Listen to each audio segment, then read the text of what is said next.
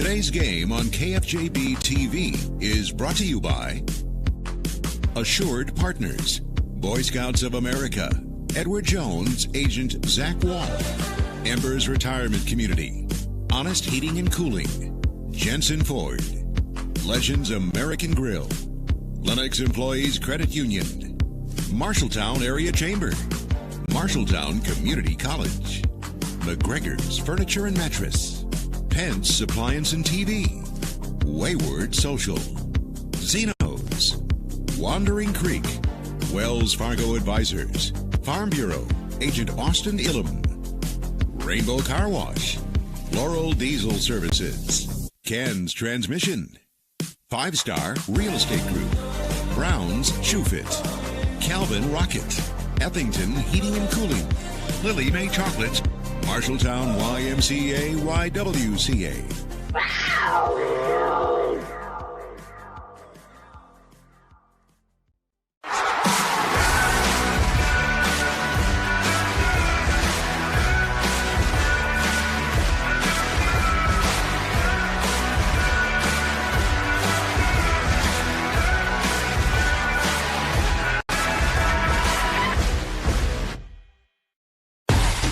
On KFJB-TV, it's Bobcat Game Day Live.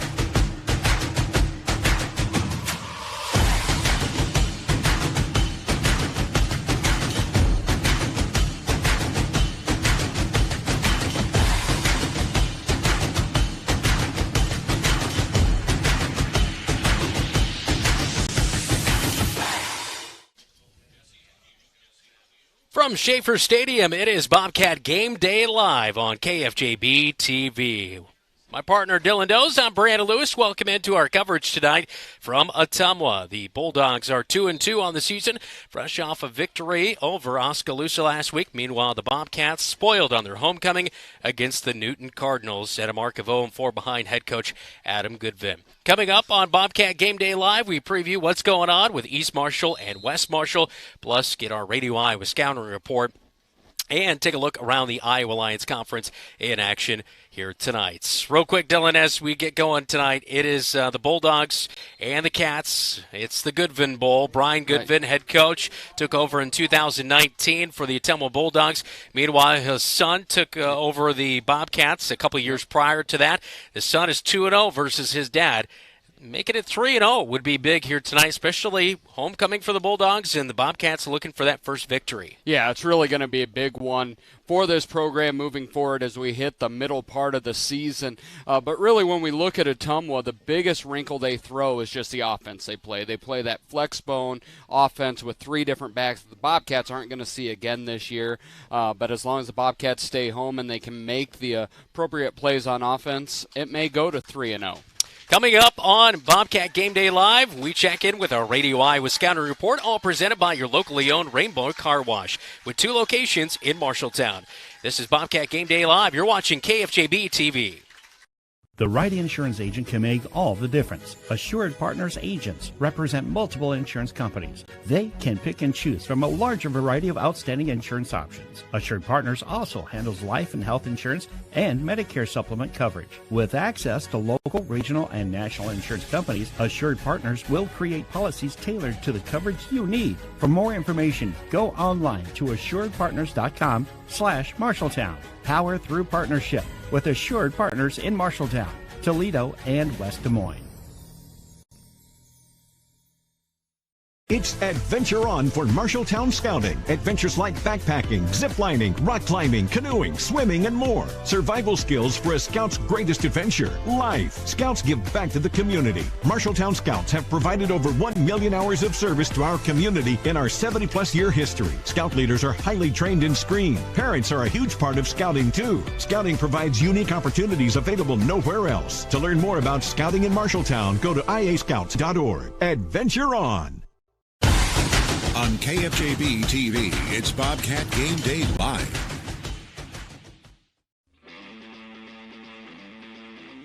From Radio Iowa Sports, this is the Scouting Report, an in-depth look at this week's prep and college games. Now from our studios in Des Moines, Todd Kim. The Hawkeyes invade the whiteout as they visit 7th-ranked Penn State.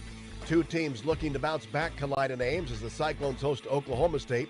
And Week 5 of the high school season features a pair of rated clashes in 3A. That and more on the Scouting Report. The Scouting Report from Radio Iowa Sports. Iowa's offense has shown improvement this season, but that needs to continue as the 24th-ranked Hawkeyes visit number 7 Penn State in a Beaver Stadium whiteout. The Nittany Lions are 3-0 and have scored 30 or more points in 9 straight games. Iowa's done that just twice in the last 2 seasons, and it'll be up to the defense to keep the Hawkeyes in it. First things first is make it close, and you got to try to figure out how to make it go in the fourth quarter. But, it's to play in a raucous environment like that, it's good to be the home team for sure. That's Iowa coach Kirk Ferentz. The Hawkeye run game sprang to life last week in a win over Western Michigan, and that ground game will be needed to slow down Penn State's pass rush. I mean, as a competitor, you look forward to games like this. That's why you come to college. You grow up watching games like this. I mean, it's like a dream come true. So once you go out there, you take a deep breath, you look around, you're like, dang, I'm really in it now. So I mean, you look forward to these as a competitor, and this is what you come to play college football for. That's junior running back LaShawn Williams. It's a 6:40 Iowa time kickoff. It'll be carried by CBS. Iowa State coach Matt Campbell thought his team lacked a sense of urgency last week in a 10-7 loss at Ohio. That should not be a problem tomorrow as the Cyclones host Oklahoma State in their Big 12 opener and need a win to keep the season from possibly unraveling. The Cowboys are also looking to bounce back from an embarrassing home loss to South Alabama. And to this point, Coach Mike Gundy has been rotating 3 quarterbacks. The one thing about Coach Gundy's offense is, he has certainly had a pretty consistent theme of what he's tried to do. They've got great wide receivers. They've always had really great tailbacks. And really all 3 of the quarterbacks have got experience. The Cyclones are 1-2. The Cowboys are 2-1. And weather could be a factor in this one with a chance of thunderstorms late in the afternoon. It's a 3 o'clock kickoff in Jack Trice Stadium. It'll be televised by Fox Sports 1. High school football's next on the Scouting Report. Okay, gotta be late. Gotta go. Where'd I put... wallet. Check. And... phone. Check. Keys. Check. Lunch. Check. Checking for the things you need doesn't take long. But what about checking for your safety? Right now, 1 in every 5 vehicles on the road has an open safety recall. But it only takes seconds to check for open recalls on your car at checktoprotect.org. All you need is your vehicle identification number or license plate number. Your automaker may not have the right information to notify you about recalls by mail, especially if you recently moved or drive an older or used car. Checktoprotect.org is the quick, easy way to find out if your vehicle has an open safety recall and find the closest dealer who can make the repair for free. Laptop. Check. Before you go, take a minute. Visit checktoprotect.org. Check to Protect is a program of the National Safety Council. The Scouting Report from Radio Iowa Sports. District play begins in Class 3A, and there are 2 rated matchups to get things started. That includes District 6, where second-ranked Harlan visits number 3 Creston. Tony Correa has a preview. Cyclone coach Todd Blatt knows his team is gelling together with every play. It's always a work in progress, and we're trying to get better, and our guys know that, and they're going to continue to improve and develop their skill sets, and that's what it's all about. Defensive captain Matthew Sorpinen likes how his teammates have performed in non-district play. I'm very confident in my guys. I think we got a really special team here, and I think we can do big things. Harlan Community is not allowed a touchdown in the past 5 quarters of play, but Blatt knows they have to keep up the pressure against a Creston team that's 4th in the state in passing yards. We got to force the issue with the quarterback, and if we can limit that ground game, that's what's kind of, opens up the pass, and they have a really good running back. If we can do our job up front and maybe limit that, that's going to help what they're able to do vertically in the pass game. But it's moments like this that Blatt, his coaches, and players thrive upon. We just want to go out and play the best ball we can. And these guys, they put in a lot of blood, sweat, and tears, and the kids really care about doing well and putting their best product that they can out on the field. According to GoBound.com, Harlan Community is 13-5 over Creston since 2006 and have won 6 straight. For KNOD Radio, I'm Tony Correa reporting for the Radio Iowa Scouting Report. District 2, 5th-ranked Clear Lake is on the road to play number 7 Webster City. The Lynx are led by senior Jackson Cherry, who Clear Lake coach Aaron Stensland knows will provide a test for the Lions. Place winner in wrestling, he's a track place winner, he's an all-state football player being recruited right now all over the place. So yeah, and we've heard just a tremendous kid too, just a nice kid and great teammate. So we're excited to get a chance to play him. We'll see how we feel 3 hours after the game, but we're looking forward to the challenge. We know it's a great challenge. He's a great player. Two of the contenders in District 1 collide when 4th-ranked Sioux City Heelan is at Sioux Center. The Heelan defense is yielding only 83 yards of rushing per game, but Coach John LaFleur says that run defense will be tested by Sioux Center. We're going to have our hands full with that with Sioux Center because they like to strap it up and come right at you. So it'll be interesting to see how effective we can be in stopping their really solid ground attack. 10th-ranked Solon opens a demanding schedule in District 5 with a visit to Grinnell. This district includes 4 teams that qualified for the playoffs a year ago. You better focus on the team that is right in front of you and take care of business because it's a grinder for sure. Yeah, I mean, you have some quality opponents in this district, and we get 3 right in a row, which is, we're going to find out in a hurry. That's Solon coach Lucas Stanton. Also in Class 3A tonight, top-ranked Williamsburg is at home against South Tama. In 4A, it's number 1 Adel ADM visiting Boone. Second-ranked Western Dubuque is at home against Waverly Shellrock. Third-ranked North Polk takes on Des Moines North. And in 5A tonight, it's top-ranked Southeast Polk visiting Sioux City East. Number 3 Bettendorf hosts Dubuque Hempstead, while 4th-ranked Pleasant Valley is on the road at Dubuque Senior. This season, Bex is recognizing student athletes that are not just a star in athletics, but a player that shows heart in school, at work, through the community, and in the ag industry. Sarah Dean of North Fayette Valley has started her own cattle herd, and it's taught her to keep a positive attitude in athletics. If things just don't go really well, I'm frustrated. Like, you can tell that the cows know that. If I'm walking my heifers and they can tell that something's up, then they don't walk as good as when they know I'm happy and content.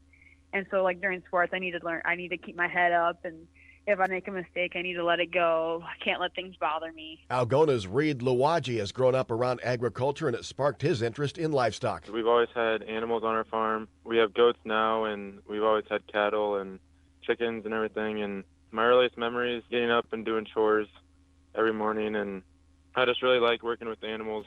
That's probably my favorite part of it. Aubrey Haft of Central Springs is a 4-sport athlete who's inspiring the next generation with her involvement in youth volleyball, basketball, and softball programs. Growing up, I always went to camps, and we had little our youth team practices, and I loved it when I got to be around the high schoolers.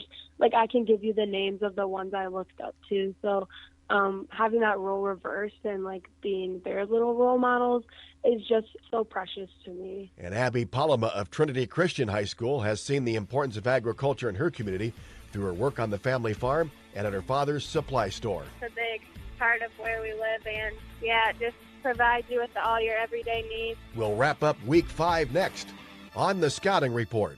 Every farmer has their reason for why they do what they do. For Bex, it's faith, family, and farming. Since 1937, the Beck family and family of employees have been committed to honoring God and helping farmers succeed. Farming is full of extremes, and we face the challenges with hard work and steadfast determination, delivering quality line of products backed by legendary customer service. We look forward to standing by your side, supporting you as you live out the life you were meant to live. Bex, when it comes to farming, we believe in something more.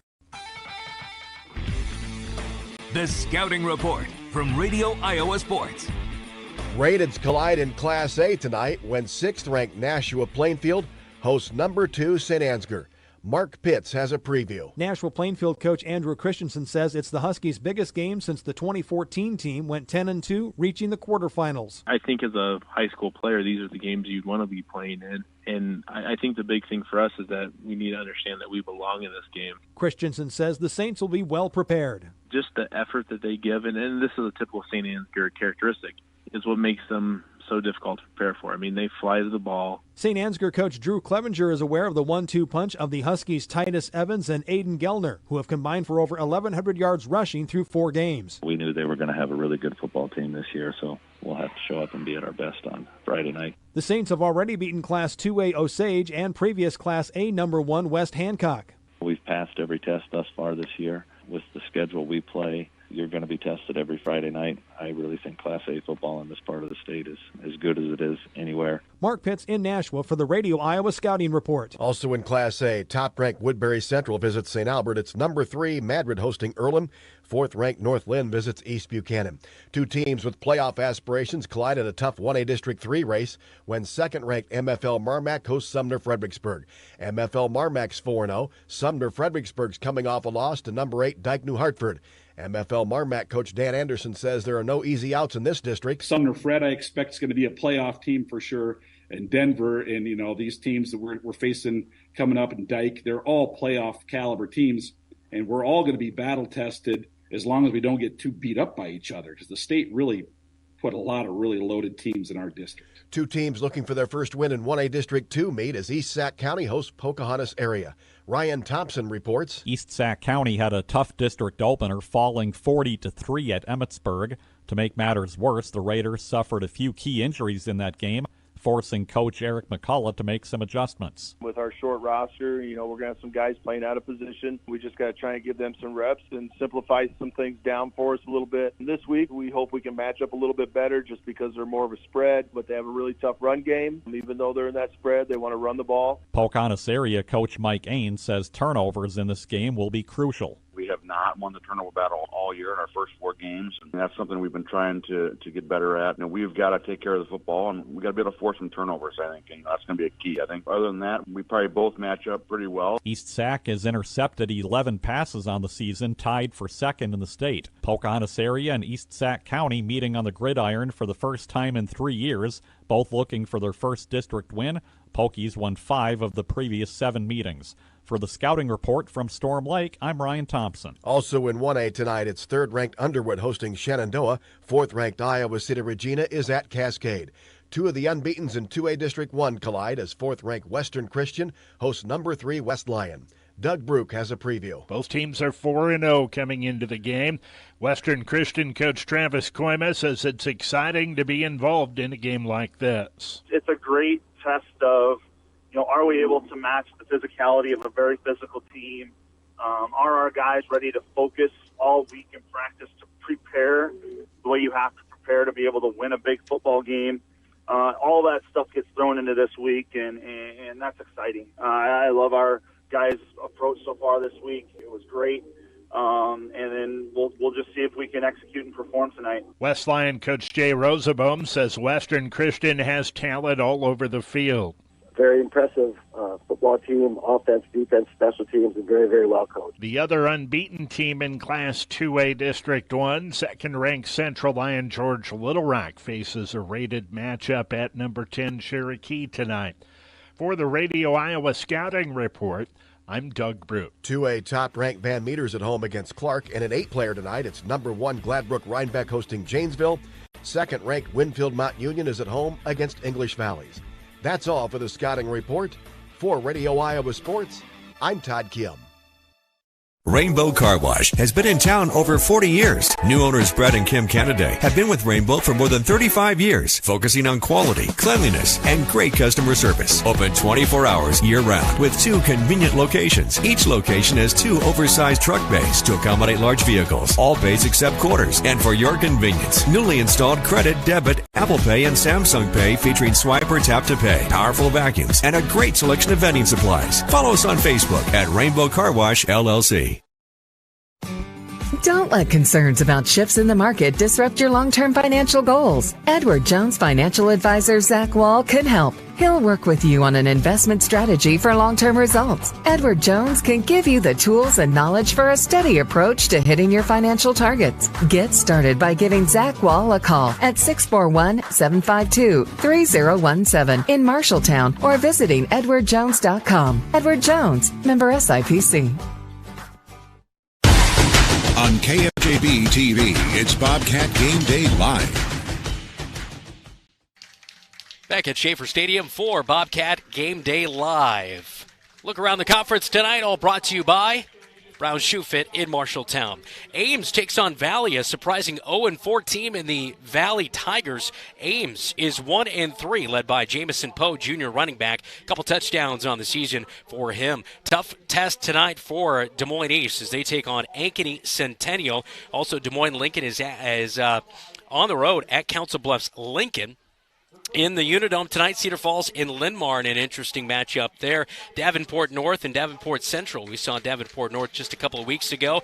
And Waterloo West, which is right around the corner for the Bobcats, they take on Waukee Northwest. That is a look around the conference tonight, all brought to you by Brown Shoe Fit with a wide variety of top-quality shoes. This is Bobcat Game Day Live on KFJB-TV. Brown Shoe Fit has a great selection of athletic footwear. Choose from New Balance, On, Keen, Echo, and much more.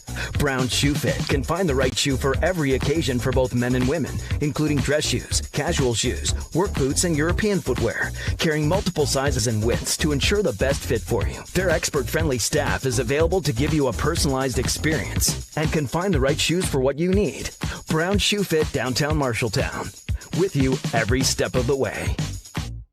There's a city within a city not far from here. This city includes a beautiful apartment building with indoor parking, a chapel, a movie theater, a swimming pool, exercise and recreational facilities, putting greens, and more. This city isn't really a city, but it is a wonderful place to live. Make friends and live your best life. It's the Embers Retirement Community in Marshalltown. The Embers provides security, independence, and companionship. Beautiful grounds outside and lovely studio, 1- and 2-bedroom apartments inside. See it for yourself. The Embers in Marshalltown. On KFJB-TV, it's Bobcat Game Day Live. Bobcats Bulldogs coming up at 7:30 tonight. It is now time for a look at what's going on with West Marshall football. Our preview all brought to you by Bailey's Pizza and Roasted Chicken at State Center, open Friday through Sunday, 4:30 to 8:30. West Marshall 1-3. They travel to Jessup to take on the Jayhawks. Both teams stand at 1-3. West Marshall led by Ben Gonzalez, running back, 266 yards, 3 touchdowns. Would it be Dylan McMorrin, the senior, who leads the Trojans in tackles, 27.5 tackles. He'll try to slow down Ryan Treptow. He's a quarterback for the Jessup Jayhawks. 322 rushing yards, 4 touchdowns, 1 passing touchdown, 306 passing yards. We'll see how things fare between the Jayhawks and the Trojans tonight. That preview all brought to you by Bailey's Pizza and Roasted Chicken in State Center.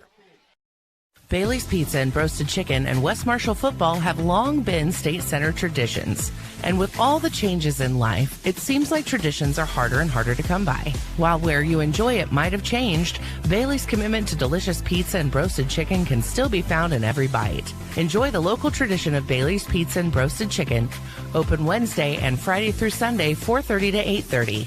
Bailey's Pizza and Roasted Chicken in State Center, proud sponsors of West Marshall football. The votes have been tallied and the people have spoken. Central Iowa's home comfort specialist, Honest Heating and Cooling, is honored to have been voted best of the best in HVAC by you and the Times Republican. As a thanks, Honest is offering a 10% off sale, 10% off diagnostics, 10 off tune-ups, 10 off ductwork renovation, 10% off full system upgrades. Offer valid through September. So thanks for voting for Honest Heating and Cooling, where you'll find Amana, America's brand for comfort. Honest. On KFJB-TV, it's Bobcat Game Day Live. Welcome back here to Ottumwa. You see the Bobcats warming up here tonight. But next we have the East Marshall preview presented by Laurel Diesel Services, your locally owned qualified diesel mechanics. East Marshall ran into the Grundy Center meat grinder last week and fell 49-0, moving their mark to 1-3. With an 8-game schedule, the Mustangs officially enter the second half of their schedule against the South Hardin Tigers. As they go there, South Hardin is celebrating their homecoming tonight.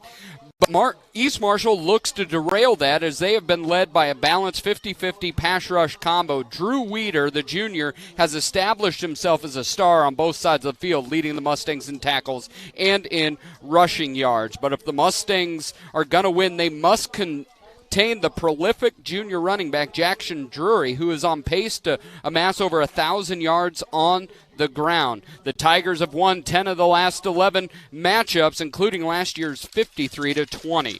That has been your East Marshall preview and presented by Laurel Diesel Services, your locally owned qualified diesel mechanics, and the countdown to kickoff is right up next. When Mike Overton moved to Laurel, Iowa, he had a vision to have a diesel repair shop that would support his growing family and passion for working on diesel engines. Being part of the East Marshall community means ensuring that farmers, truck drivers, and businesses run smoothly. With a large building and state-of-the-art equipment, Laurel Diesel Services is always up for a challenge. When your farm trucks, semis, or other diesel equipment requires maintenance or the occasional repair, take it to Laurel Diesel Services.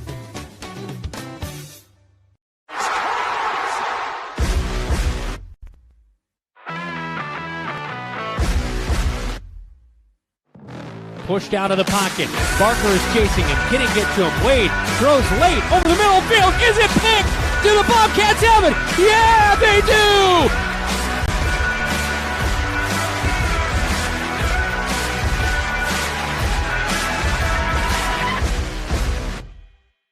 With over 10,000 cars at our disposal, Jensen Ford... Hold on, that's not really how we do things at Jensen Ford. How about, it's never been a better time to buy a brand new... Yeah, we don't really do that either. When you're ready to buy a car, we'll be ready to help. Try this. We'll get you in and out faster than a speeding... We don't do that either. At Jensen Ford, we'll take as much time as you need to find the right vehicle. We're not just moving cars, but we're building relationships. Oh, maybe more of a...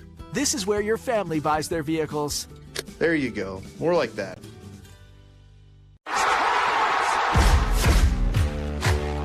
This is the countdown to kickoff on your home for the Bobcats, KFJB-TV. Welcome back into the countdown to kickoff here on KFJB-TV. Brandon Lewis, Dylan Does alongside me tonight as the Bulldogs and the Bobcats do battle coming up at 7:30. Highly anticipated game between the two Goodvins that will coach in this one. Yeah, it really is, and Ottumwa coming off a 2-game winning streak. They come in here ready to look at the Bobcats and get off that schneid, not winning against the Bobcats since 2015. Ottumwa does present a couple challenges for the Bobcats. Though this is a road game, it's essential for the Bobcats to stay home defensively. Because they run that flex bone offense, you're going to have a running back or a split back that's going to be in motion on every play. And then about every fifth play, they're going to look to try to go over top with a pass. So that's important. The defensive ends and those linebackers stay home. On the defensive side of the ball, Ottumwa loves to create turnovers. Created 8 turnovers so far this year. Bobcats, without Owen Eaton tonight, without Tyrell French, they're going to be a little bit smaller on an already small line. So the Bobcats are going to have to stay home. They're going to have to create turnovers for them to come out with the victory here tonight. We'll take a look inside of what's going on with the Bulldog program with our scouting report next on KFJB-TV. Legends American Grill is Marshalltown Steakhouse. Ribeyes and sirloins, aged, hand-cut, and served with your choice of 2 of Legends' legendary sides and a dinner roll. If you are a prime rib fan, Legends has prime rib every Friday and Saturday starting at 4 p.m. With 3 sides to choose from, it's chef-seasoned and slow-cooked to tender, juicy perfection. Try Legends prime rib, and you'll know why it's Marshalltown's favorite. Legends American Grill is Marshalltown Steakhouse. The equity in your home is power. Power to remodel your home. Take a memorable vacation. Add a deck or patio. Lennox Employees Credit Union can help you unleash the financial power you possess with a home equity loan. Consolidate debt, fund a student loan, or pay for a wedding. The loan process is easy. See Lennox Employees Credit Union, 1004 East Main Street in Marshalltown. Member NCUA, Equal Housing Lender. Online at lennoxecu.com. This is the countdown to kickoff on your home for the Bobcats, KFJB-TV. Time now for tonight's scouting report on the Ottumwa Bulldogs, all presented by Century Plumbing. Yeah, the scouting report really tonight comes down to the number 4. You look at Cameron Maneri on the defensive side, leads this Ottumwa team with almost 30 tackles and 2 sacks, including almost 7 tackles for loss. He's the middle linebacker, going to make the things go on that side. You flip on the other side, number 4, same guy, same impact. He's got over 400 yards rushing, 2 touchdowns. He really leads that flex bone attack. So if the Bobcats are going to come out with a win, they've got to shut down number 4. Yeah, 237 rushing yards per game by the Bulldogs. That is definitely a for sure stopping that side of the ball. Scouting report all presented by Century Plumbing, specialized in service plumbing in Marshalltown. When you need a plumber quickly, try Century Plumbing of Marshalltown. We specialize in service plumbing, not new construction or large remodels, so we get to our customers faster, from clogged drains to water heaters and everything in between. We can help with a guaranteed appointment and quality efficient service. I'm Sarah, co-owner of Century Plumbing, and I'd love to book your appointment today. Call 641-750-0108. That's 641-750-0108. Small businesses are the backbone of our community. Marshalltown Area Chamber of Commerce reminds you that when you shop locally, you are benefiting members of our community and adding to our local community overall. You'll find local business owners are generally more knowledgeable, provide better service, and even know their customers by name. Marshalltown Area Chamber of Commerce exists to be an advocate for our business community. Membership in the Chamber benefits your business and adds to the strength of our advocacy efforts. For more information on shopping locally and Chamber membership, go to Marshalltown.org.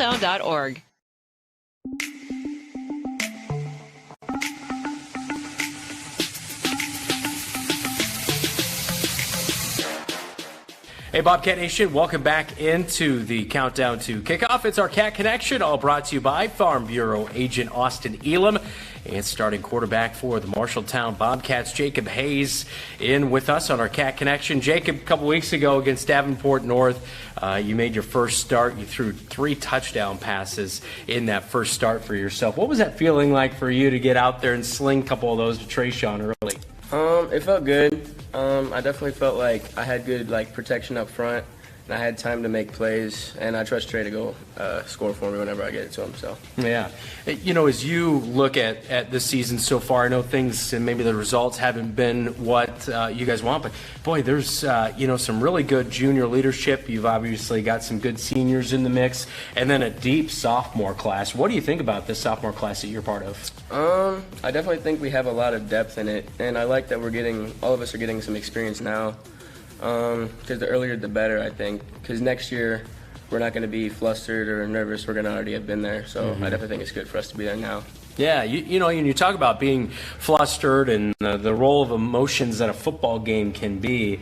How much do you think having a offensive coach and a coach who was a quarterback himself, how much does that help you kind of learn the game or pick up different things that you were taught? It helps a lot. Coming into high school, I hadn't played quarterback before, so it definitely helps out to kind of just learn how to make reads, footwork, all that kind of stuff. Favorite quarterback or somebody you kind of look up to at the position?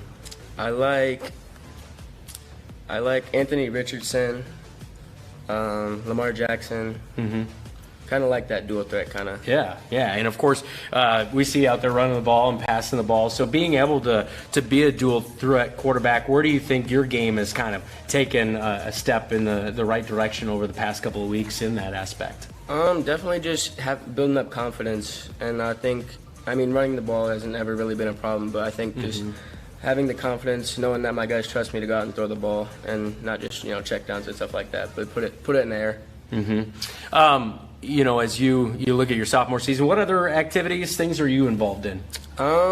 Basketball in the winter, and then track, and then baseball. Okay. Yeah, I know we saw you out there in right field last year doing a good job catching those fly balls and also coming up with some big hits for baseball. As far as Bobcat Pride community, I know you're very involved, things like that. So how much is it of an importance to you to be a Bobcat? Oh, it's really important to me. It's a lot of fun too, just to come out to all the sporting events that I'm not in, and just hang out with my friends, support the team, whatever I can do. Yeah. Final question for you is we're talking with Jacob Hayes, our Cat Connection. What's it going to take to beat the Bulldogs tonight? We're gonna have to start fast. I think we're just gonna have to come out high energy, fly around, make plays. Awesome. Best of luck to you tonight. Thank you. All right. That's Jacob Hayes, starting quarterback for the Marshalltown Bobcats. Our Cat Connection, all brought to you by Farm Bureau agent Austin Elam. Even if it's been years since you graduated, your college team is your team for life. Well, you can have a Farm Bureau agent for life, and auto, and home, and business insurance. Imagine that. One insurance agent for everything. It's that simple. So get a Farm Bureau agent for life. Hi, this is Austin Elam with the Elam Agency. Give us a call, 641-691-3899. Farm Bureau Life Insurance Company, Farm Bureau Property and Casualty Insurance Company. Why choose Marshalltown Community College for your education? A quality education. Hands-on career training. Convenient on-campus living. One-on-one attention from my instructors. Earning my AA degree and transferring to university, all while saving money. Why was MCC the right choice for me? The great student activities and the friends I met. 2 convenient locations and the option to take online classes. The right choice is MCC.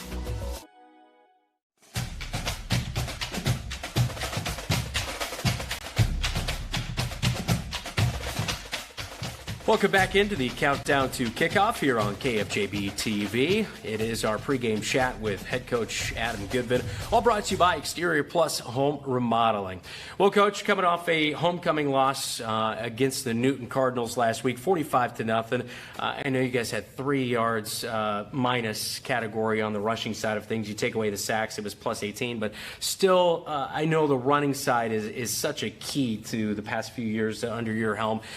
Where do you see that part struggling? What do you know you kind of need to fix? Because I know that's kind of where it all starts, right? Absolutely. And I've told you for a while now, if we want to be successful and win football games, it starts in the run game. And for whatever reason, we just couldn't get things rolling. We couldn't get into a routine and a rhythm on Friday night. And a lot of credit to Newton for slowing us down and keeping us out of a rhythm. But that's in the past, that's behind us, and we've moved on, and we've had a pretty solid week of practice, so I think our guys are ready to roll. What's the biggest focus in this week of preparation of going on the road, facing Ottumwa? It's also their homecoming. We've been preaching 3 things this week. Number 1's effort. It's got to be incredibly high at a level that we haven't seen yet. Our attitude, which hasn't been a huge problem, we've got to keep that elite. And then our toughness, both mental and physical, have got to be through the roof as well. So those 3 aspects have been what we've been preaching a lot this week, and the kids understand that. And, like I said, we've had a solid week of practice, so hopefully it pays off. You get a guy back in Johan Gomez, football Friday night here in week number 5. So you take a look at that. He was a key contributor on special teams last year. He mixed in a little bit on that defensive line. And also, I know his secondary, like offensive position, could be tight end, kind of mix him in. So what do you think he really brings to the table that maybe might help fill a little bit of a role for you? He does a lot of things well. Number 1, he's got size. He's a big, strong, tough kid, and he's got a motor. Both sides of the football, he's going to get after it with high physicality, and hopefully that brings others along with him. You mentioned that fire and grit and being able to light a fire under somebody. I don't think you have to light too many fires under Ignacio Macias to get him going. 3.5 tackles for a loss. He has a sack. Just a sophomore. He's really impressed. I know he's going to be out there on the starting defensive line here tonight. What's really stood out in your mind that he's been able to do to be successful? Yeah, another thing, or another quality, like Johan, Nacho's got an incredible motor as well. And for being such a young player and with not a whole lot of experience, that's huge. And our goal is, as a coaching staff for Nacho, is to continue to build on that and turn him into a complete player, rest of this year and into the future. The maturation of starting quarterback Jacob Hayes, how's that going in your mind as he now is under helm for the 3rd start now? Yeah, Jacob, we've known this the whole time. He's such a mature kid. He's a smart kid. But at the same time, this is all brand new to him. The varsity football experience, it's things are moving faster, schemes are more complex, things like that. But, he's got a great work ethic, and he continues to get better every single day. So excited to continue to work with him. Everything kind of goes in cycles. You'll have one big class and a small class. Right now you have a little bit of a smaller senior class, but boy, a lot of sophomores making an impact for you. I guess that has to keep you excited about those guys coming to practice, excited to learn, continue to soak things in, and maybe learn things from those juniors and seniors above them. Yeah, playing a lot of sophomores is always, it can be good and bad. The number 1 thing that we're trying to avoid is getting them discouraged from maybe some lack of success playing at a higher level than they typically would. But we do feel like we've got quite a few kids in that class that are able to play at this level. So as long as we're making sure that they're getting better every single day, that's what's most important. and it's going to be exciting to watch them continue to grow. Yeah, it is Ottumwa hosting Marshalltown on a Football Friday night. We'll break this game down coming up next as you're locked into the Countdown to Kickoff right here on KFJB-TV. My name's Lake Schultz. I'm the co-owner of Exterior Plus Home Remodeling.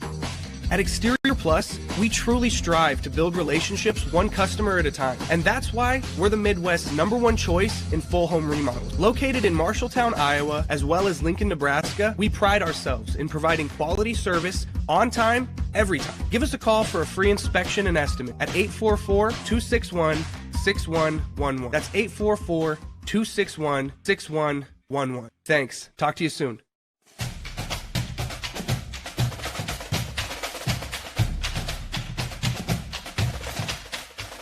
Halfway through the season for the Marshalltown Bobcats, week number 5 tonight. It's the Bulldogs and the Bobcats.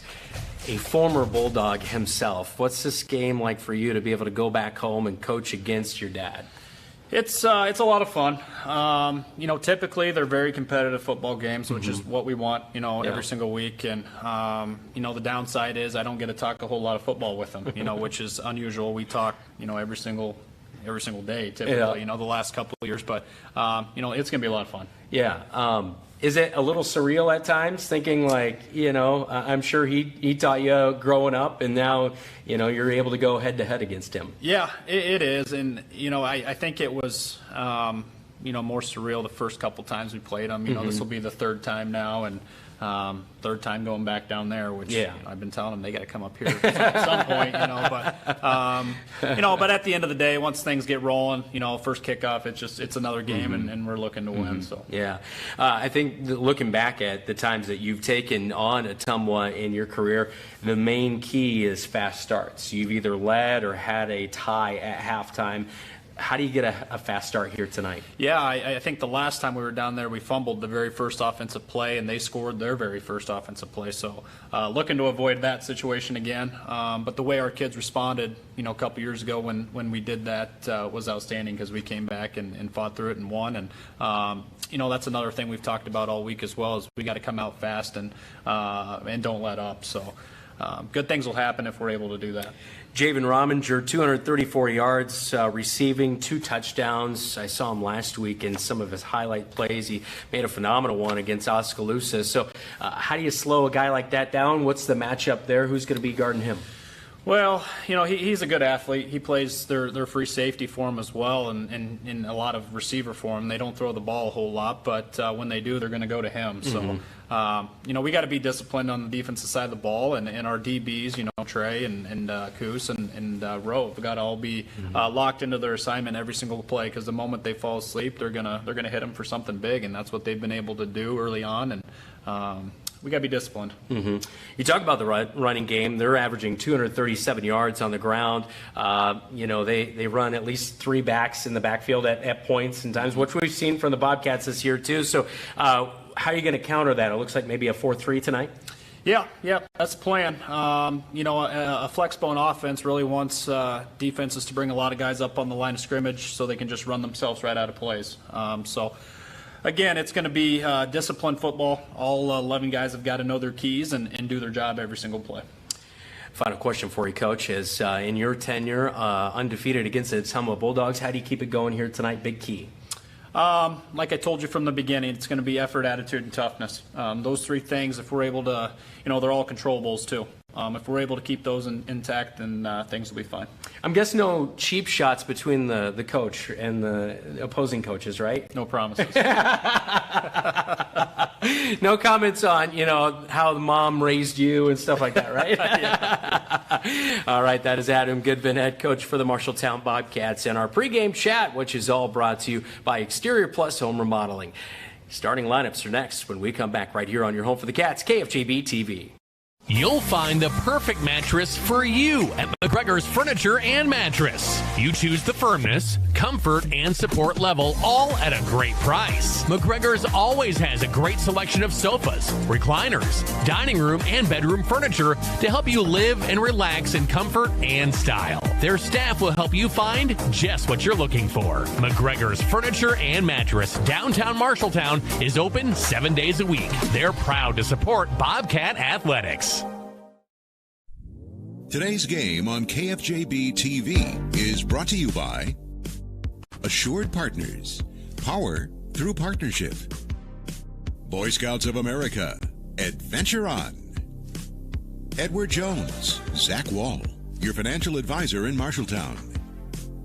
Embers Retirement Community, independent living for active seniors. Honest Heating and Cooling, let the Honest team watch over your home's comfort 24/7. Welcome back to Schaefer Field in Ottumwa. Time for our starting lineups. Let Sandvik Enterprises in Marshalltown deliver for you while we deliver you the starting lineups. All right, let's take a look there on KFJB-TV. It is Javen Rominger, the wide receiver, 2 touchdown receptions on the season. Got to keep an eye on him tonight. Meanwhile, on that starting defense, as Dylan alluded to, some good linebackers, Mannery, but also Braylon Griffiths. 10 total tackles. He's got a sack and a fumble recovery. For your Bobcat offense now, looking at them, Jacob Hayes, his 3rd start. He's got 3 touchdown passes, 3 interceptions. How can he improve on that here tonight? Meanwhile, on the defensive side of things, Johan Gomez back, 84. Keep an eye for him, the junior. 3 total tackles a year ago on that defensive side for the Bobcats. Kickoff is next on KFJB-TV. You should never have to wait after ordering new appliances. At Penn's Appliance, you wouldn't. With an incredible selection in stock and ready to install today. Our friendly team is here to help you pick the perfect set to match your style. And let our professional technicians install and set up your new appliances, often delivering the very next day. Stop in today, see all the new features, and find your new look at Penn's Appliance. For sales and service of everything appliance, go see the Pence team.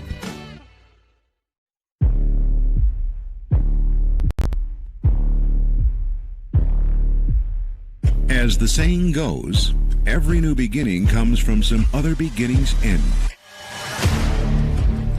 Ring's got a little bit of a seam, gets outside the hash marks at the 40, 50, he might go all the way, 30, 20, 10, touchdown, Tate Ring. Now you may be asking, what's the new beginning really look like? Up fakes, rolls out near side passing, and it's picked. Trayshawn Brooks has it at the 10, he's going to bring it back.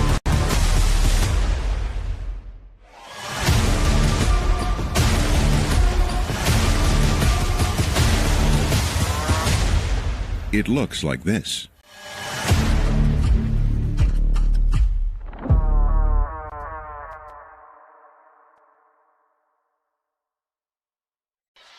Your Marshalltown Bobcats on the road for week number 5. They take on the Ottumwa Bulldogs tonight. As we are at Schaefer Stadium, welcome in Brandon Lewis, Dylan Dose alongside me. Something's got to give. The losing stops here tonight. I've said that before, and it worked. I've got my Buff shirt on for good luck. You're back in the saddle? We got to get the Bobcats a win here tonight on the road. That is for sure. Kickoff all brought to you by 5-Star Real Estate Group in Marshalltown, your home team advantage. 12 minutes on the clock as both teams make their way out onto the field. Up on your Marshalltown scoreboard, 12 minutes. Of course, Bobcats going to receive to begin this one, and they're all white tops and bottoms, blue numbers outlined in red. Meanwhile, rather be dead than red, that's for sure, as they always say about the Nebraska Cornhuskers, Dylan. The Ottumwa Bulldogs, red tops and bottoms, white numbers. Yeah, they look like Nebraska. They play like the old Nebraska with that flexbone offense. They do. It reminds me too much of seeing Nebraska play, especially the field as well. Yeah. We are underway, week number 5 on a hop. It is Trayshawn Brooks with a return up to the 20 and pushed out of bounds at the 25-yard line. All right, let's jump into our keys of the game here tonight, Dylan. Yeah, Marshalltown, it's about rolling. Not Fred Durst, not Limp Bizkit, not Red Yankees hat. It's about moving that pocket. See if you can get Hayes on the edges because he seems really comfortable throwing the football out on the edges. On the flip side is Coach Brian Goodwin. Does he get a win in this matchup? And really, at the end of the day, a win or loss is all that matters. Adam Goodwin 3-0 against Ottumwa. He's 2-0 versus his dad. It is a full house in the backfield. Out of the pistol formation. Fake the handoff. No, they did. Oh, they're going to give it to Xavier Anderson. A pass to Corey Smith. He's loose at the 50, 30. Say goodnight, Ottumwa. First play of the game. Touchdown, Bobcats. When you're starting quarterback at the beginning of the season becomes your running back, there's a lot that's out there, and an absolute perfect play call to start off this game. Thought he was bouncing too far out to the right, but really as you look here, it's like, what? Cut it up, but Corey Smith able to leak out and make a tremendous catch and keep his feet. 6 for the Bobcats just 20 seconds into this. Well, Bobcats scored week 1, they scored week 3, and now they've scored week 5, being shut out in week 2 and week number 4. So good to see. How about that start for the Bobcats early here? The first play of the game, Corey Smith with a huge touchdown reception for the Bobcats as they started on their own 22-yard line. On for the PAT, it's Monhay, and it's up, and it's good. And with just 20 seconds gone in this one, week number 5, it is Bobcats 7-0. They lead the Ottumwa Bulldogs right here on your home for the Cats, KFJB-TV. At Sports Plus Sports Medicine and Physical Therapy Center, we customize each patient's treatment plan to their individual needs. What does that mean? It means that not every back or knee problem is treated the same, and that your program will be unique and designed especially for your needs or problem. This improves how quickly you will return to work or sports. The Sports Plus staff is encouraging and takes pride in your successful recovery. This is just one more reason why champions choose Sports Plus Physical Therapy as their favorite place to rehabilitate and train. 78-yard touchdown play, just like that, Dylan. I'm happy I stretched in pregame. You could have pulled something that went so fast. Oh, boy, what a good start for the Bobcats. Xavier Anderson got the handoff from his quarterback and drops a dime into Corey Smith for the touchdown. That is Corey Smith's second touchdown of the year. First passing touchdown for Xavier Anderson. 5-star Realty. Kickoff is away down to the 5-yard line. Fielded by the Ottumwa Bulldogs. They'll bring it out near side, and good tackle. Don't get across to the 20, and the return man is hurt on the play. It was a low tackle, and boy, moving in severe pain. I don't know, is that Brandon Flaherty? Or Brandon Flattery? Number 22? I can't get a read on that. It's number 16, yeah, but I think Zach Wilder was untouched, and he was a heat-seeking missile down the field, able to get the tackle. I think it might be 15, possibly, and if so, that's Kobe Chantalavan, their halfback, who is listed as the return man as well. So yeah, and he's been tremendous. And he's been really good. 320 rushing yards for him, a couple touchdowns on the season. He's a junior at 5'10", 150, and I think that might be Chantalavan who is back. Yeah. To return and injured. If you want to look 25 seconds into this, last week, Coach Goodman said, we practice awfully, we played awfully. Yeah. This week, the amount of juice on the opposing side, on the away team, the Bobcats side, is next level. And you are right, it is number 15. All right, so Chantalavan, we'll have to watch him. He is being helped out. I mean, it did not look good with the way he was grimacing and rolling around in a lot of pain. And he's his not left putting knee. weight. He's not putting any weight on that left leg. So that is unfortunate to see for the Ottumwa Bulldogs, as Chantalavan was the one to bring that out to the 18-yard line. First down and 10. Matt Mitchell, the quarterback, stands behind his center. He'll get underneath center in that flex bone. They'll run it off left tackle, and boom, right there. Coming up, making the tackle. It looked like Davis Ragland, who likes to get in the mix a lot, as we're just 30 seconds into this game. Bobcats already leading 7-0 on a Corey Smith 78-yard touchdown pass from Xavier Anderson, who got the handoff from his quarterback. So time ticking here, at just not even a minute gone, and it will be second down and 9. That one just a 1-yard gain. Davis Ragland with a great play. Stayed home, just as Coach talked about. Option play out to the near side. Boy, the Bobcats are hungry tonight. Back at the 15. And how about that? Caleb Kuzaro, as well as the big man, Johan Gomez, coming in to clean up the pile. And it looks like it's going to be a loss of 2 yards. It'll be third down and 11. Last week's Calvin Rocket player of the game, Caleb Kuzaro, again untouched, was able to just flow to the football, saw it swing out to the right near side, and Caleb Kuzaro just right there wrapping up in the tackle. Big play for the Bobcats. 10.5 minutes to go in this opening quarter of play. And third down and long, third and 11. They will hand it off of right tackle. And trying to drive his way through is Brandon Flattery. He's not going to pick up a first down, but he does pick up a good chunk of yardage to bring up a 4th down and 4.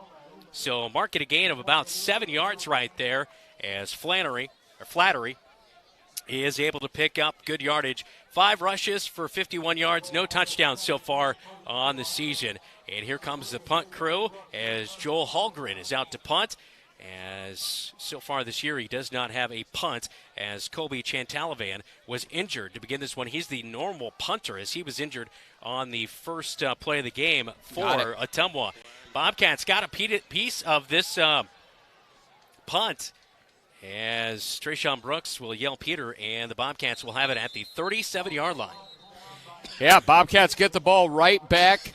Good field position, but what I love is the defensive intensity on that. For the Bobcat viewers, we talked a little bit about the flex bone. You got to see the movement of those slot backs, so they're going to move all around. Bobcats did a great job of staying at home, making tackles. They got the ball right back. See if they can put another 6 on the board. It was a false start on the play on the Ottumwa Bulldogs, and it looks like they are going to...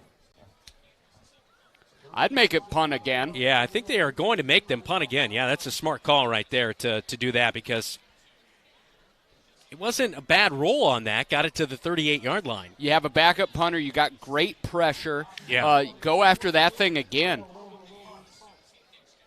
Yeah, that is for sure. So Bobcats will make him do it over again. Trayshawn Brooks going to stand at the 50-yard line, number 3 for the Bobcats.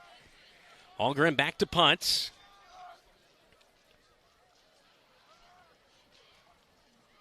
And this one's going to be blocked back at the 10-yard line. Bobcats pick it up. It's Johan Gomez in his return. It's a touchdown. Bobcats 13-0 with 9:25 to go in the first quarter.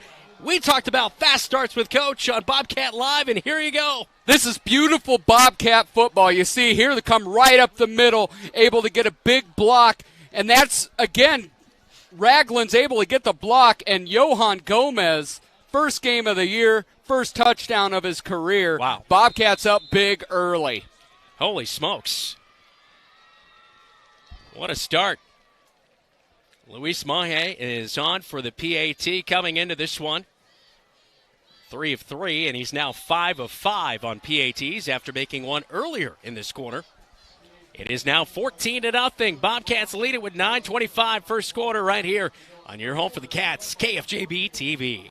Sign up now for the bowling league at Wayward Social in Marshalltown. So enjoy that like you did so many times in the past. Also enjoy their outdoor patio, Gutter Point Patio and Bar for lunch, dinner, or your favorite beverages. Daily lunch specials each Tuesday through Friday. Happy hours from 3 to 6 p.m. Also Tuesday through Friday. It's a great place to meet your friends after work. Whether it's bowling, dining, the arcade, or your favorite beverage, Wayward Social is the place for you on South 6th Street in Marshalltown.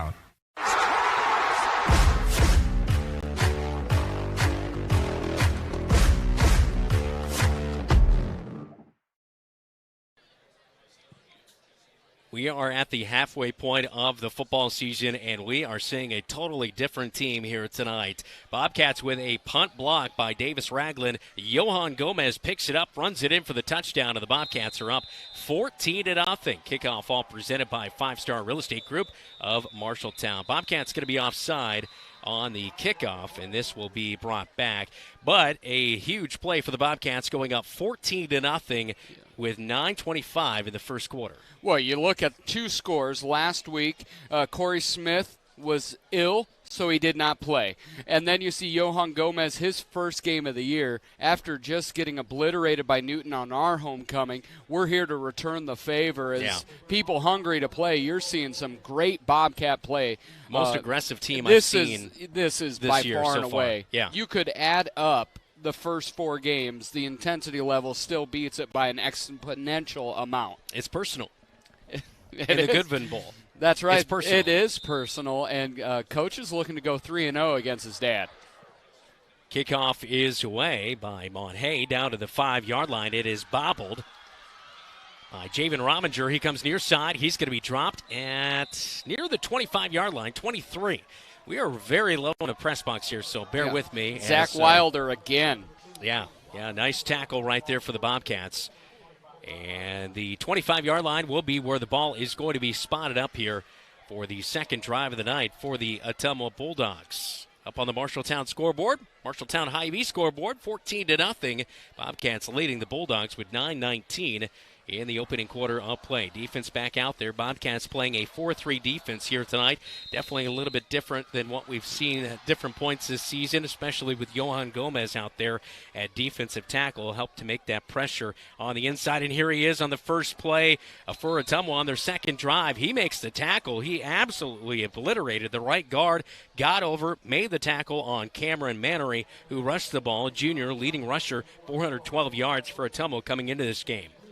Yeah, it really is all about staying home. Remember many years ago, Hawkeyes played Georgia Tech in the Orange Bowl, and Norm Parker used cups and OJ to show you how you defended the triple option, and this is really the same thing. Stay home, make it simple.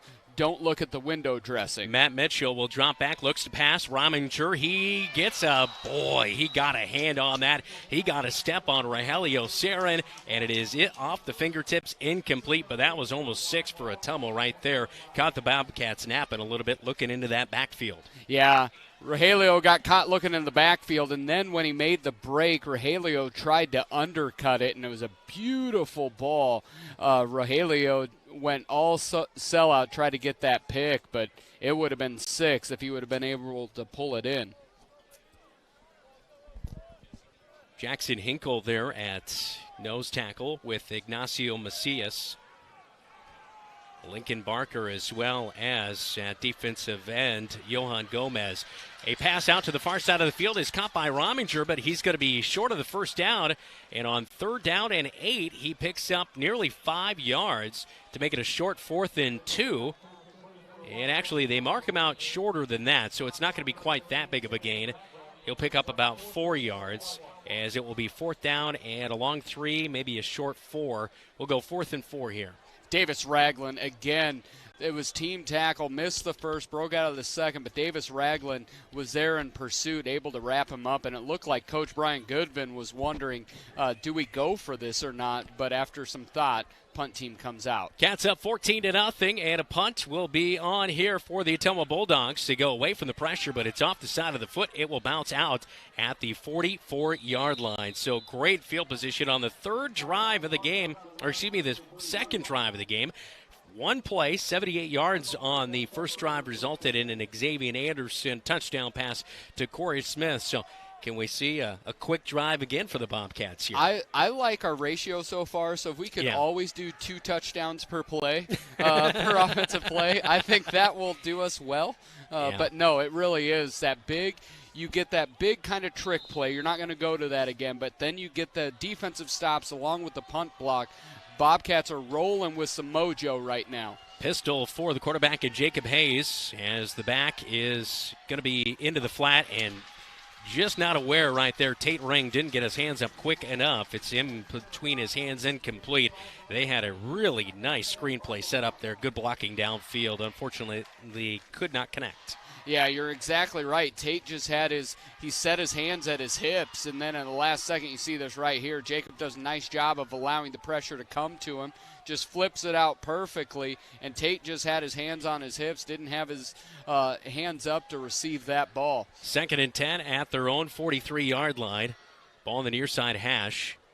And Jacob Hayes flips the ball around. He's going to be sacked. Took too long to develop on that one, as Ottumwa shot in with a blitz and coming up with the play. And the tackle in the backfield, it's Tyler Schaus, who is listed at wearing number 5, but he is wearing number 18 here tonight. One of the things as you look here, you see that sack right there. It took too long to develop, but it wasn't like we took that much time. No. That's where I think we have to move the pocket for the Bobcats to be consistently effective. 3rd and 18. Bobcats seeing pressure from the Ottumwa Bulldogs. They jump offside. Bobcats should have snapped it right there. But Ottumwa gets back on side. Quick pass down over to the far side of the field, caught by Corey Smith. He reverses field outside the numbers at the 40, breaks one tackle up near midfield at the 50. He is finally pushed out of bounds, and they get back a lot of yardage right there, nearly about 14, maybe even 15. No, they push him out shorter than that. 46-yard line is where he's out. Well, you look here on the sidearm. Often we give Jacob a little bit of gruff just for his release point, but that sidearm eluded the defense and was able to complete it to Corey Smith, who's having himself a night. 4th and 7 for the Bobcats. They're going to keep the offense out there as Jacob Hayes in the backfield. Tate Ring stands to his left. 2 wide receiver set. Timeout for the Bobcats with 7:24 in the opening quarter of play. All right, so maybe let's take a deep breath here because, boy, 14-0 early on already. We have a block punt. And then also for the Bobcat offense, one play, a long strike to Corey Smith. But, you know, I know that Johan Gomez back here tonight in week number 5. I'm sure that reinvigorated a few on the team. But also, it sounded much like we talked to Coach Goodvin last night on Bobcat Live. He kind of took a little bit of ownership in how he got his team prepared last week versus this week, and just the expectation level maybe lifted and put a little more pressure on his players to take that practice time serious. Yeah, he definitely did, because I don't think he would use the word prepared last week unless he added ILL before it, because they were definitely not ready to go. But this week, great week of practice. Kids are locked in. And Johan Gomez just being 6'4", 200 is also helpful for a rather small line. 11 punts a year ago, averaged 32.7 yards per punt. Johan Gomez back to punt as the Bobcats called timeout, rethought things, and here comes special teams. This one off the side of the foot by Gomez, and it's out near the 35-yard line. So not a great punt on his first one of the season, and it will be good field position for the Ottumwa Bulldogs, who will start with their third drive on their own side of the field at the 34-yard line with 7:18 in the opening quarter of play. Yeah, Johan liked that one back. He has a huge leg, and that just came off the side. Literally and figuratively. Yeah, he's a big dude. I remember the first time we ever saw him, Des Moines North, and we were like, who is this giant 6'4" kicker? Found out he was a freshman, also played defensive end. A lot of good football left for that young man. Ottumwa at their own 34-yard line, but then the ball was moved up apparently to the 40-yard line. They'll run to the near side, and it's Gomez eaten up in the backfield. Is the Bulldog running back. As coming is Chantalavan to the near side. Good to see he is back in the game. Yeah, that's a big one because he put no weight on that. Johan may be asking, can I add that 7-yard loss for my net punting average? Because I'd really like to beef that up. 2nd down and 17. I'm not sure what happened. Was there some sort of penalty, or did that ball go? Because I'm aware that ball went out at the 35-yard line or 34, right, in that range. Yeah, they've got it back. But that's where it's at now, but I thought originally that's where it went out. Screen pass, and they just get it over, but the Bobcats read it well, and it's going to be another loss of 5 yards. As Matt Mitchell swung it out to the running back of the backfield, that's Chantalavan, and they're going to lose another nearly 5 yards, but there is a flag on the field. It's a loss of 5, but we'll see what the penalty is. False start on Ottumwa. I think they'll decline that, take the loss, and make it nearly 2nd down and 25. Yeah, Davis Ragland. Yeah, they're going to decline that. Davis Ragland is suffering no fools here tonight. Block punt, 3 tackles, and then Zach Wilder comes in to sub for him, and Zach Wilder himself has 2 tackles. Sneaky move. I like putting Jacob Gudith down on the line. He's good at linebacker, but I think he brings a little more of that size and quickness to get in there and get after that quarterback. Yeah, matching him with Ignacio Macias, both built about the same. Speed, quickness, power. 3rd and 22. Mitchell drops back to pass. He's looking downfield, pressure in his face. He's going to scramble out to the near side. Here comes Mitchell. But here comes Nick Wise. They push him out of bounds around the 45-yard line, which is going to be about 7 yards short of a first down. It is nearly a 15-yard pickup right there. With 6:05 in the opening quarter of play, Ottumwa Bulldogs most likely going to have to bring their special teams unit out as they are at the 46-yard line. I honestly did not have 3 and outs for the Bobcats defense on my bingo card here tonight. No. I thought we'd know really quickly what we were going to look like tonight. Gonna watch the fake punt here. Chantalavan is the normal punter. He's in their low line drive. Hits, and Trayshawn should have picked that one up because that is going to result in about a 15-yard loss of yardage as it bounces all the way down to the 15. I thought he could have run up to the 30 and got that, but it's 15 yards lost right there with letting it go. Yeah, he broke two rules there. One, he stuck around the football. If you're not going to go after it, get the heck out of there. But two, that's custom made for him. Beautiful bounce, gets to get a running start. Not a lot of people can catch Trey when he has a running start. Yeah, that's for sure. 5:54 first quarter. Bobcats leading 14-0. It's their third drive of the game. They had to punt on their last drive.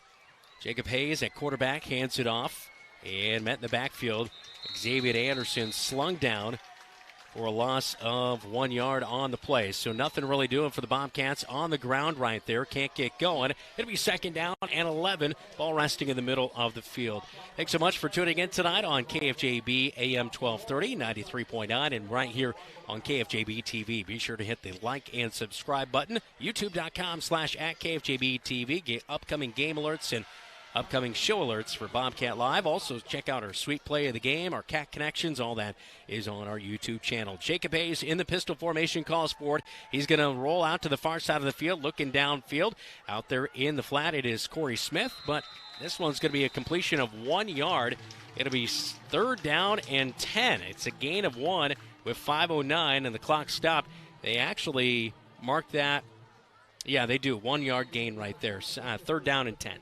Yeah, you look at them starting to get that move in the pocket a little bit, as you're seeing in the traditional run style. We are just giving up so much in the turf in terms of the running game that coach is starting to get it to the edges there. Pistol formation brings Kuzero in motion. It's a reverse, and Trayshawn Brooks has got a lot of room. He's up to the 20. He's got a huge seam. He's up at the 40. Rominger chasing from behind at the 40, 30. Caught at the 20-yard line and slung down at the 16, maybe 17-yard line. We'll see. 17-yard line. Huge gain for the Bobcats as the clock stops at 4:39. That was a huge wide receiver reverse as we take a look here on KFJB-TV. You see it right there, that jet sweep action. Everybody flowed that way, and a big heads up out there. Corey Smith, great block on the edge. Shout out to Rominger. Not a lot of people, even with an angle, can catch Trey Brooks. Yeah, great angle by Rominger to come from behind. He has 11 total tackles and an interception, the senior, for the Ottumwa Bulldogs. Bobcats break the huddle, 3 wide receivers set. Xavier Anderson is the back. Kuzero in motion again, handed off. Xavier Anderson with a nice cut. He's down inside the 10-yard line, and a beautiful run right there. He slipped the tackle at about the 15 to fall forward down inside and pick up a first down and a little bit more for the Bobcats. As you can mark that, a gain of 10 yards. It's going to be first and goal at the 8-yard line going in for the Bobcats. Yeah, a big hole was opened up in the middle, and Xavier just did a little bit of a sidestep and was able to pick up another 7-8 yards after that. Really good eyes and feet by the junior running back. They mark it a yard ahead, so it's going to be first and goal at the 7-yard line. Man in motion again, Kuzero, handoff, same play, but Ottumwa reads it well. Back to the line of scrimmage, maybe 1 yard right there down to the 6. It'll be second down and goal at the 6 with 3.5 minutes in this opening quarter of play. Bobcats coming into this one with just 6 points per game. They are well ahead of schedule here tonight, looking to go up 21-0.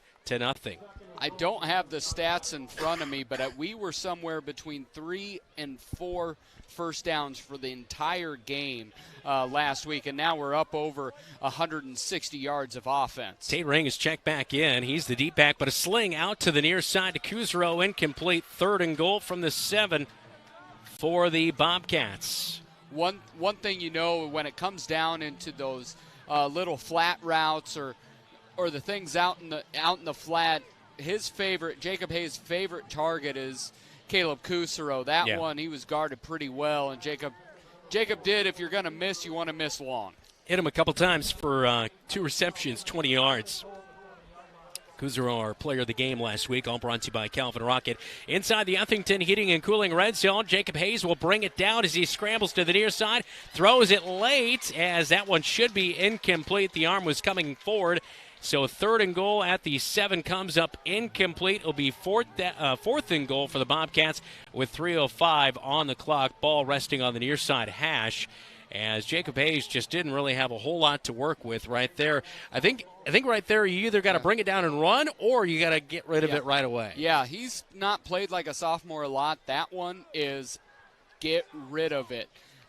Luis Monhay will set up at the 15-yard line, making it a 25-yard field goal. He's 1 of 1 on the season with a 27-yard field goal. That was made week number 1 on the road at Mason City. Snaps good, holds good, and the field goal is good, and the Bobcats lead it 17-0. Luis Monhay with a 25-yard field goal with 3:02 in the first quarter. Bobcats get themselves into the Uthington Heating and Cooling red zone, and they take advantage of it, and they lead now 17-0 here on your home for the Cats. It's News Talk 1230 KFJB AM 93.9 FM, and right here on KFJB-TV.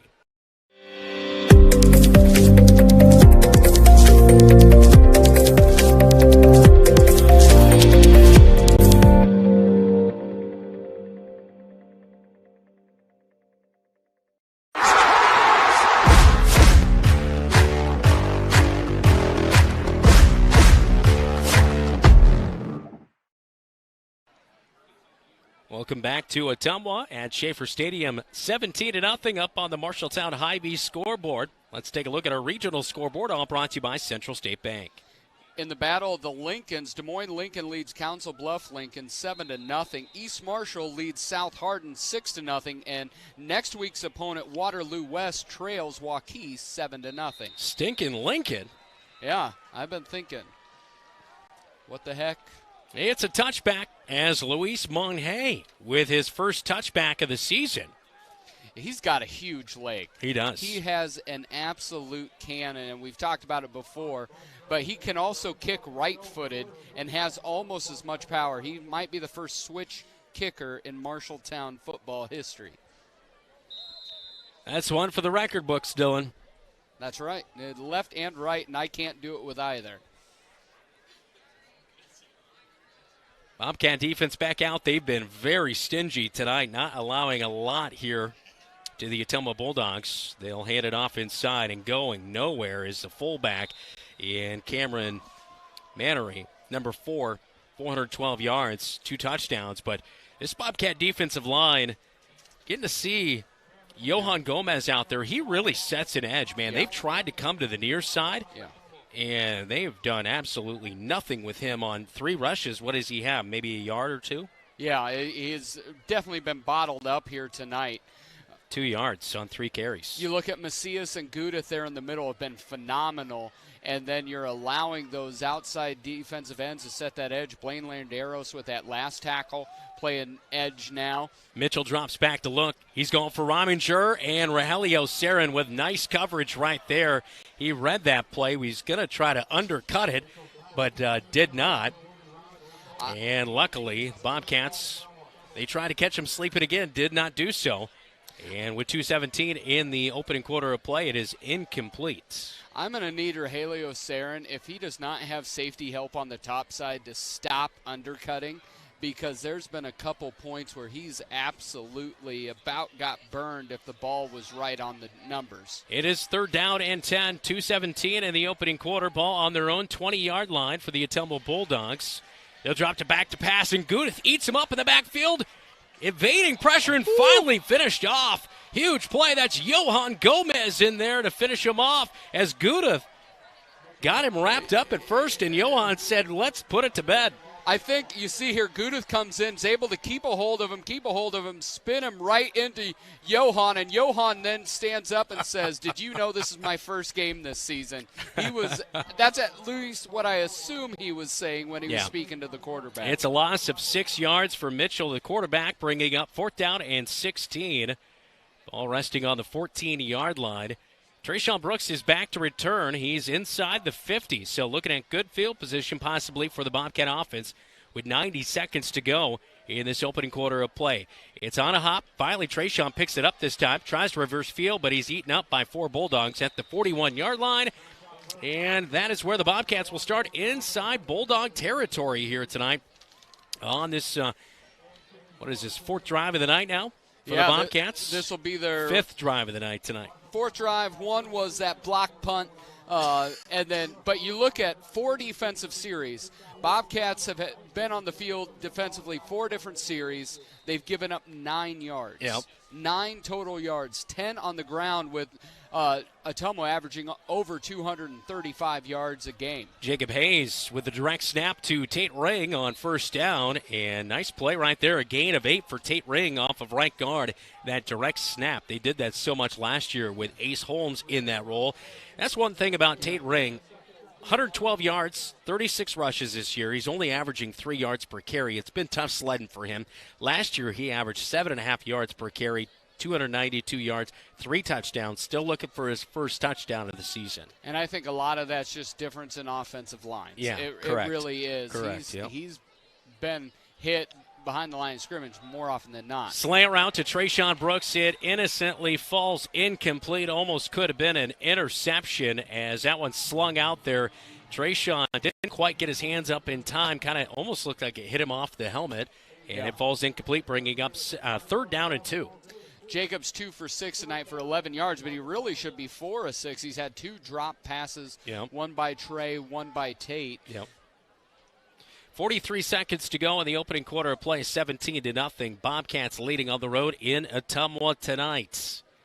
Direct snap again to Tate Ring, and he falls forward just for 2 yards, enough to pick up the 1st down on 3rd and 2. I think it's going to be close. And they're going to move the chains, Dylan. Don't doubt me. I told you a couple weeks ago, don't doubt me, and you just did. I will learn. They say you have to be told something 7 times before you remember it. That's right. Krista's that's on. Twice. Zach is alluding. That's twice. I got 5 more times to go. That's right. So Krista and I are both trying. Together, we've been told 4 times. So maybe combined, we'll get 3 more, and we'll both listen. What a good start to this one here tonight. Bobcats leading at 17-0 after the end of the first quarter right here on your home for the Cats. It's KFJB-TV.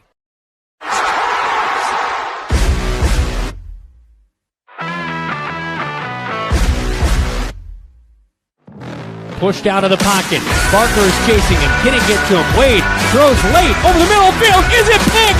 Do the Bobcats have it? Yeah, they do!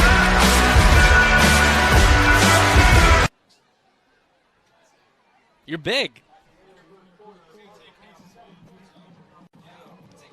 Welcome back to Ottumwa. It is 17-0. Bobcats leading up on your Marshalltown Hy-Vee scoreboard. Let's take a look at the regional scoreboard. All brought to you by Central State Bank. We got the half moon there, but big thing with 2 upcoming opponents for the Bobcats. Valley leads Ames 24-0. Bondurant Farrar leads 24-0? 24-0 in the second. Bondurant Farrar with Tyrus Crum, the running back going to Iowa State, is up 21-0. Actually, at halftime, the updated score, thanks Brooksy, Valley leads Ames 38-0. Bobcat fans know that score from last week. Happy this week it's a little bit better. Battle of the Lincolns. Des Moines Lincoln still up 7-6 at half. Coming up after the game tonight, we will name our Calvin Rocket Bar and Grill Player of the Game. Calvin Rocket Bar and Grill in Marshalltown, open for dine-in, patio, or to-go. Visit them pre or post-game. Check out the salmon salad. Very much so. Or if they have that Nashville hot chicken on special, best chicken sandwich I've had in a long time. One thing I will say, I thought you were vegan. I am, unless he has that special. If you're asking where the West Marshall score is, they're in a rain delay. Yeah. Tornado warning up by Cedar Rapids earlier tonight. Handoff, Tate Ring. He's got a big seam. He's loose at the 20. 10, touchdown, first touchdown of the season. It's Tate Ring, and the Bobcats add to their big lead on the road. It's 23-0. Boom, right out of the gate in the second quarter. Tate tried to pull the train whistle because he was a train going to open space. one thing you have to look again at the score. You'll just see the C's parted, and Tate Moses Ring just goes right through. Please give a shout out to Corey Smith. Another block from the wide receiver position, just blowing up a big play. Great job, 1-7. 31-yard touchdown rush for Tate Ring. Mung Hae is on for the PAT. It's up and it's good, and it's 24-0. 11:54 second quarter on KFJB-TV. You planned and saved for your child to go to college, but medical school after graduation was a surprise. A happy, expensive surprise. Wells Fargo Advisors can help. For more than 125 years, we've created wealth management and investment strategies aimed at achieving our clients' personal financial goals. When opportunities surprise you, turn to Wells Fargo Advisors. Together we'll go far. Wells Fargo Advisors is located at 14 East South Ridge Road in Marshalltown. Call them at 641-752-5401. They're a member SIPC. Dylan, where has this been all season? This is phenomenal. I love it. 5-Star Realty is getting their name pushed out a lot tonight, and I love it. Speaking of 5-Star Realty, it is... The Kickoff is brought to you by 5-Star Real Estate Group. Buy, sell, love Marshalltown with Kristen Polly and the 5-Star team online at 5starhometeam.com. Kickoff from Monhay is away. It'll bounce into the end zone. That will result in a touchback for the Ottumwa Bulldogs. And the Bobcat defense is back out there. They forced punt. Yeah, and one of them was blocked for a touchdown. Yes, I'm looking here. I don't have Ottumwa with a first down yet. 10 yards rushing, -1 through the air. Yeah, it's so 9 yards of offense. And 15 yards of that came on a 3rd and 23, where Mitchell was just trying to get out. Bobcats were looking to contain there. So really -6 yards on every other play. Ottumwa averaging 21.7 points per game coming into this matchup here tonight. They've been shut out through the first quarter. Maneri, the running back, will pick up a first down on his 4th carry of the night. He's been tough sledding, but he picks up 10 yards right there as Cameron Maneri, the junior running back, at 2:05. And this is where the Bobcats can't puff their chest too much, because we talked about you've got to set that edge and stay home. That time the defensive end got sucked in, and Maneri just went right around the edge, picked up 10 and their first down here tonight. Matt Mitchell, quarterback for the Ottumwa Bulldogs, 3 touchdown passes, just 1 interception so far this season. He'll hand off to Maneri again, who rumbles over. No, they faked it out to Flattery to the near side. No, Mitchell's kept it himself. He's up to the 50. Boy, he fooled me and I think everybody else, because some of the Bobcats were looking around and looking to see. So the quarterback scrambles out to the 50-yard line, and that's a 20-yard rush for Mitchell. Yeah, he rode that handoff pretty far and pulled it back out, and really wonderful fake there. But see how quickly that happens. Continue to roll. You've got to stay home. Yeah, so 21-yard pickup as they mark it just over midfield at the 49-yard line. And they're going to run it again with Maneri. He's down to the 40, and this is close to a 10-yard gain, a 9-yard gain for Maneri. It'll be 3rd down and 1. They were at the 30, Dylan. They got up to the 50 right there. So it was a 21-yard gain, right? I think so. Yeah. I just saw hand signals. I wasn't sure what was going on over here. I was informing who ran the football. Oh, the quarterback, Mitchell. Come on, Zakastat. He was Zach's sidekick for a week. He's rusty. He's getting back to it. Somebody got rid of hippie. I put hippie on there, but derogatory. Handoff, and this one eaten up. They tried to reverse the ball as they ran with Kobe Chantalavan, the junior running back who was injured on the first play of the game, but he is back into the game, and it's a loss of 1 yard. It will be 3rd down and 2. There goes that man, number 84, Johan Gomez, back in the backfield. Davis Ragland, Corey Smith.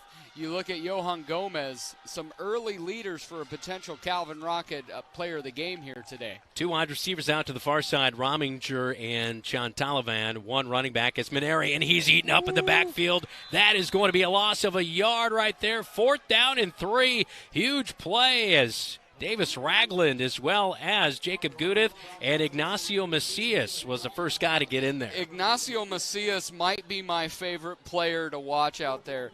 5'7", 5'8", 200 pounds. He is a dog out there. He is a pit bull off the leash, and he just rips through that Ottumwa offensive line and is just sitting there ready to destroy. 4th down and 3, and it looks like they are going to go for it here. Most likely going to try to pull the Bobcats to jump offside. They will go with Mitchell. He throws into the flat. It's incomplete. It is Bobcat football as Johan Gomez makes Mitchell pay for the 4th down decision by Brian Goodvin, head coach for the Ottumwa Bulldogs. Do you think the Bobcats missed number 84? They did. I could not wait to get him back. See it right here. He just eats it up. Comes out of that. He reads it all the way. Mitchell was not able to get anything on that throw. And everything on there, it was the offensive line was going to the left to get the defense to flow there. But Johan stayed put, stayed home. Great instincts. And just went straight forward, was waiting for Mitchell. He is a one-man wrecking crew tonight. He really is. He's just destroying fools out there using his big frame. He's probably been hungry past 4 weeks. Yeah. If he's a dog, they're ready to eat. That's right. They're looking for that next meal. He heard the can opener, and he was ready to go. 9:20 in the second quarter. Pitch out. Trayshawn Brooks with a run. And actually, no, Xavier Anderson with the carry right there. One of the interesting things, once they moved Xavier into the backfield and brought Jacob under center, really we haven't seen Trey in the backfield whatsoever, because you got another playmaker in the backfield moving Xavier on there. So Trey's been mostly on the outside here this year. Xavier Anderson with a 2-yard gain right there. Brings up 2nd down and 8 at the 37-yard line. 2 wide receivers set. Out to the near side. Wide receiver screen. Corey Smith makes the catch. Jukes Chantalavan, and he's around the corner for the 1st down. Marked out of bounds at the 45-yard line. Let's see. 45-yard line is where they're going to spot that one. So good play right there for the Bobcats. They get the 1st down. Much-needed yardage. You see here, Corey gets the ball, and he would like Trey to return the favor on that outside block. Trey misses, but is able to get the second one and be able to spring Corey for another 5 yards. Corey tonight, 4 catches, 98 yards and a touchdown. Yeah. Huge night. 11-yard pickup right there for Corey Smith to move the chains. 1st and 10 at the 45-yard line. And it's reversed to Kuzero. He comes to the near side, almost a block in the back by Gudith. He gets back to the line of scrimmage, and that's going to be it. Nothing doing. 2nd down and 10 on the near side for the Marshalltown Bobcats, leading it 24-0 with 8:24 in the second quarter. Yeah, really big thing there with Gudith. Gudith's got to be able to spin his guy back into the mid part of the field, and he was unable to get that position. So you see Caleb just swallowed up there, right at the line of scrimmage. Approaching the 8-minute mark here in the second quarter of play. Bobcats 24-0. It's been a lot of production out there tonight that we have not seen so far this season, but very, very good effort here tonight. Dropping back, Hayes will fire high to Kuzero. He was running a 5-yard out in the flat. 3rd down and 10 for the Bobcats. They have not seen this situation so far here tonight, but imagine they go back to the air. Yeah, you would think so, but sometimes Goodvin will go off script on some of these, try to do, you could see we've gone with that direct snap a couple times. He likes to run that in these situations. Plus territory. Yeah. Always kind of has you thinking maybe 4-down territory. Yep. Offside, Ottumwa, that's 5 free yards, 3rd and 5, so that gets it right there, and then the run comes right back into it. Yeah, and quarterback and backup quarterback do a little low 5 there. I'm amazed. Jacob's been able to do that 3 or 4 times this year, coming in with a good count. Last year, the Bobcats were very good at drawing the defensive line offside. It's such a key thing to be able to do, to get those things and make sure the other team is staying disciplined and at home. And if they don't, take advantage of it. Right. 3rd and 5 at the 40-yard line now. Xavier Anderson stands to the right of Jacob Hayes in the backfield. Snap comes. Hayes looks to the air. It's Trayshawn Brooks. He's at the sticks for the first down. He jukes the defender at the 30. He's loose. Touchdown, Trayshawn Brooks. A 40-yard strike from Jacob Hayes. And the Cats are blowing out the Dogs. I love it. Jacob put it right on the numbers, and you see, and we'll see it here in the replay coming up, is Jacob put it right on the numbers for Trey Brooks here. You see it right here, and then a great job. It's not always how fast you are, it's how you can switch speeds. Little stutter step, sprints up the sideline. 3 gets 6, his 3rd on the year.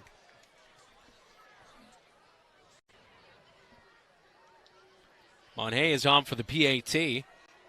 It's up, and that will get through, and the Bobcats lead it 30.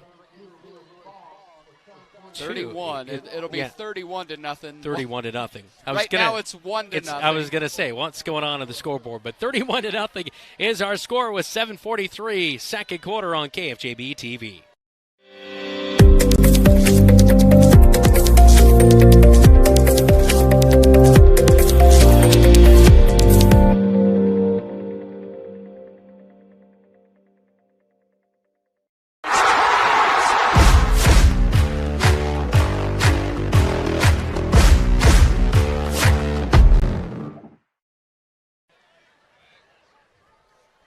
Nothing. Bobcats leading the Ottumwa Bulldogs tonight on the road. It's the Bobcats looking to go to 1-4 on the season with a victory. Ottumwa's 2-2. It's also Ottumwa's homecoming here tonight. Scoreboard update all brought to you by Central State Bank. Dylan. The Tigers of South Hardin are leading my East Marshall Mustangs 21-14. Waukee Northwest is defeating our next week opponent 29-0 at the end of 1. And again, Valley and Ames 38-0 Valley at half. Monhay with the kickoff, all brought to you by 5 Star Real Estate Group in Marshalltown. It's for a touchback in Monhay. I don't know if he's had a little bit more challenge in practice from Johan Gomez or something, but Monhay has turned it up a notch this week with his kickoffs. Well, I'm thinking you went to Colorado last week. Maybe you brought back the mile-high air here in Ottumwa, and he's just cutting through that thin air. I was talking to the former Buff, Mason Crosby, who played for the Packers, and Yep. got a few tips for Monhay and passed those along. That's nice. Mason Crosby, he was the last player in the NFL from that 90s national championship team. Not quite that far back, but close. 7:42 and counting here in the second quarter. As breaking a tackle is a fullback in Maneri, and he has a first down plus more yardage as he's finally brought down at the 34-yard line. So a 14-yard gain for the fullback as he's starting to warm up out there. And this is where you look at this right here, just that handoff right in the belly. And you don't get out of Ignacio Macias' grasp too much, but he did there. But this is one of the things, all these touchbacks, you get big 20-yard chunk plays. They're still only at their own 34. Great kicking by Monhay, putting Ottumwa deep in their own territory. Hand off again, and same play to Maneri, except this time he goes off right guard, and he steps over a Bobcat up to the 39-yard line. 5-yard gain on first down. A flag flies in late, and something got chippy there, but it looked like Cameron Maneri was right in the middle of it.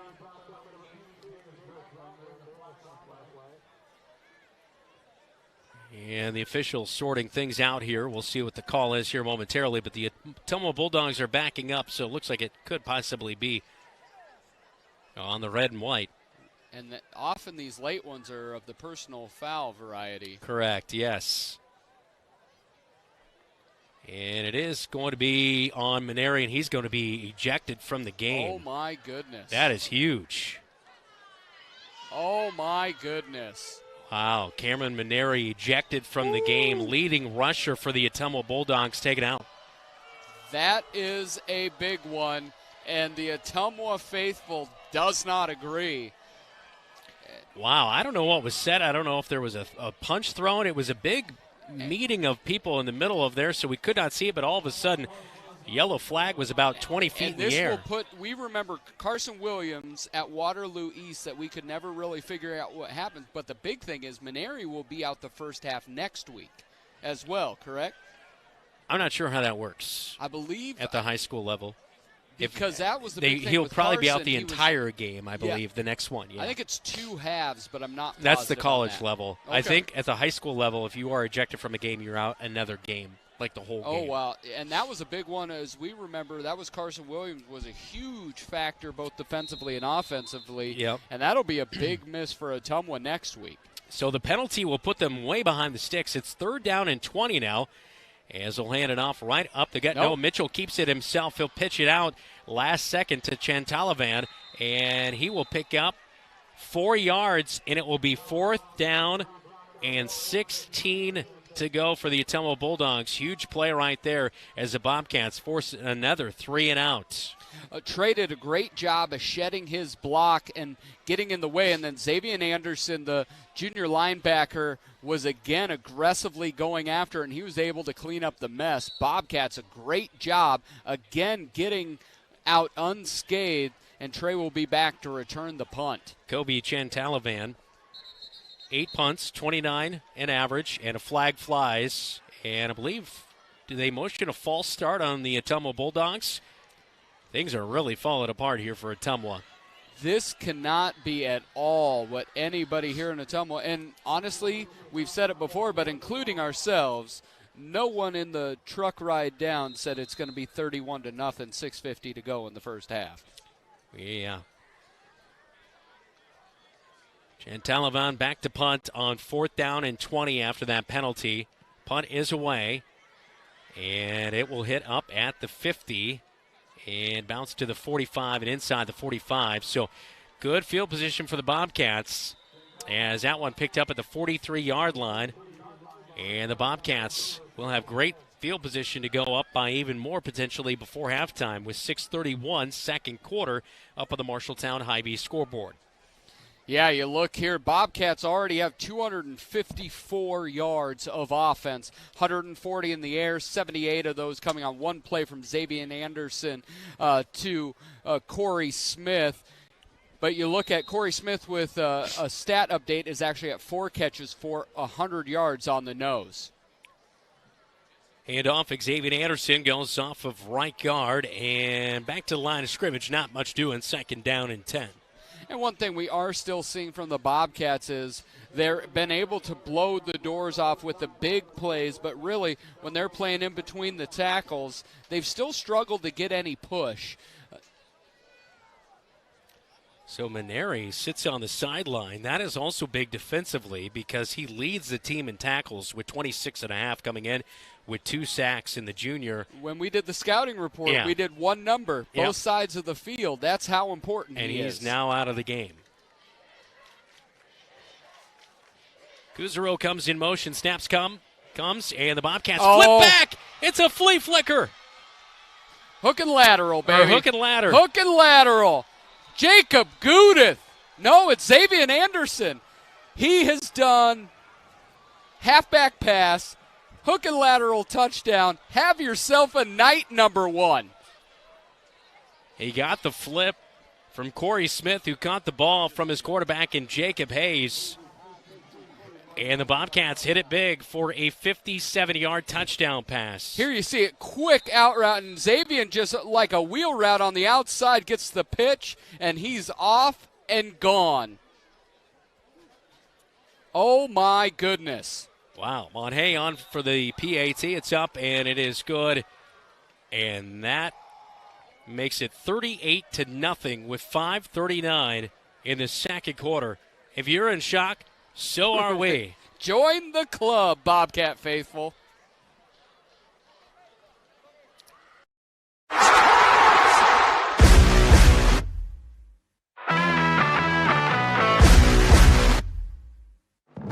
Pushed out of the pocket. Barker is chasing him. Getting it to him. Wade throws late over the middle field. Is it picked? Do the Bobcats have it? Yeah, they do!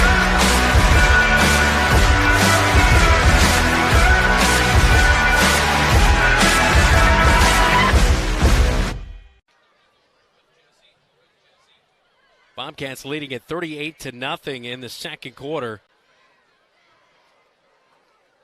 Just a huge offensive output. Huge plays tonight for the Bobcats.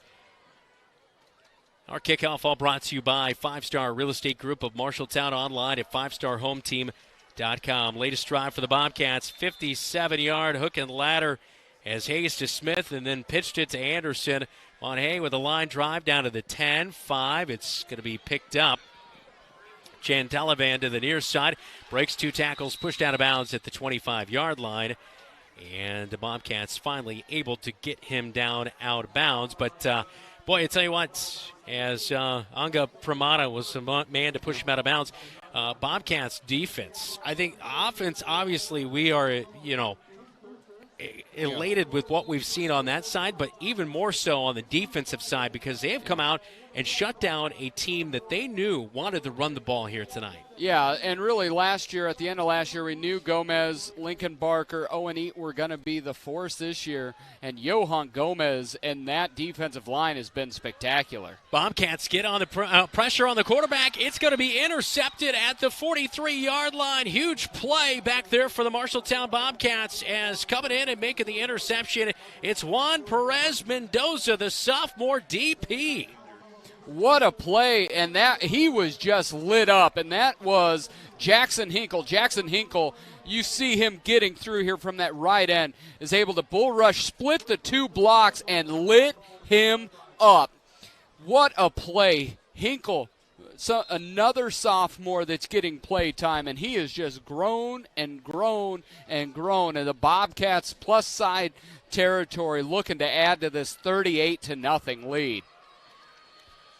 3 wide receiver set. Kuzaro is in the slot on the far side. Jacob Hayes in the backfield brings the man in motion, hands it off to Tate Ring, and he'll fight forward down to the 41 for a gain of 1 yard as we tick under 4 minutes here in this first half of action. As the Bobcats explosive tonight, leading 38-0, including a block punt for a touchdown by Johan Gomez. And the Bobcats just rolling here tonight in this first half of action. They went 0-4 in the first 4 weeks. I don't want to get ahead of myself, but there's nothing that says they couldn't go 5-0 in the back half of that schedule, right? Well, this is at the skill position, a lot of talent. David Anderson will be eaten up in the backfield.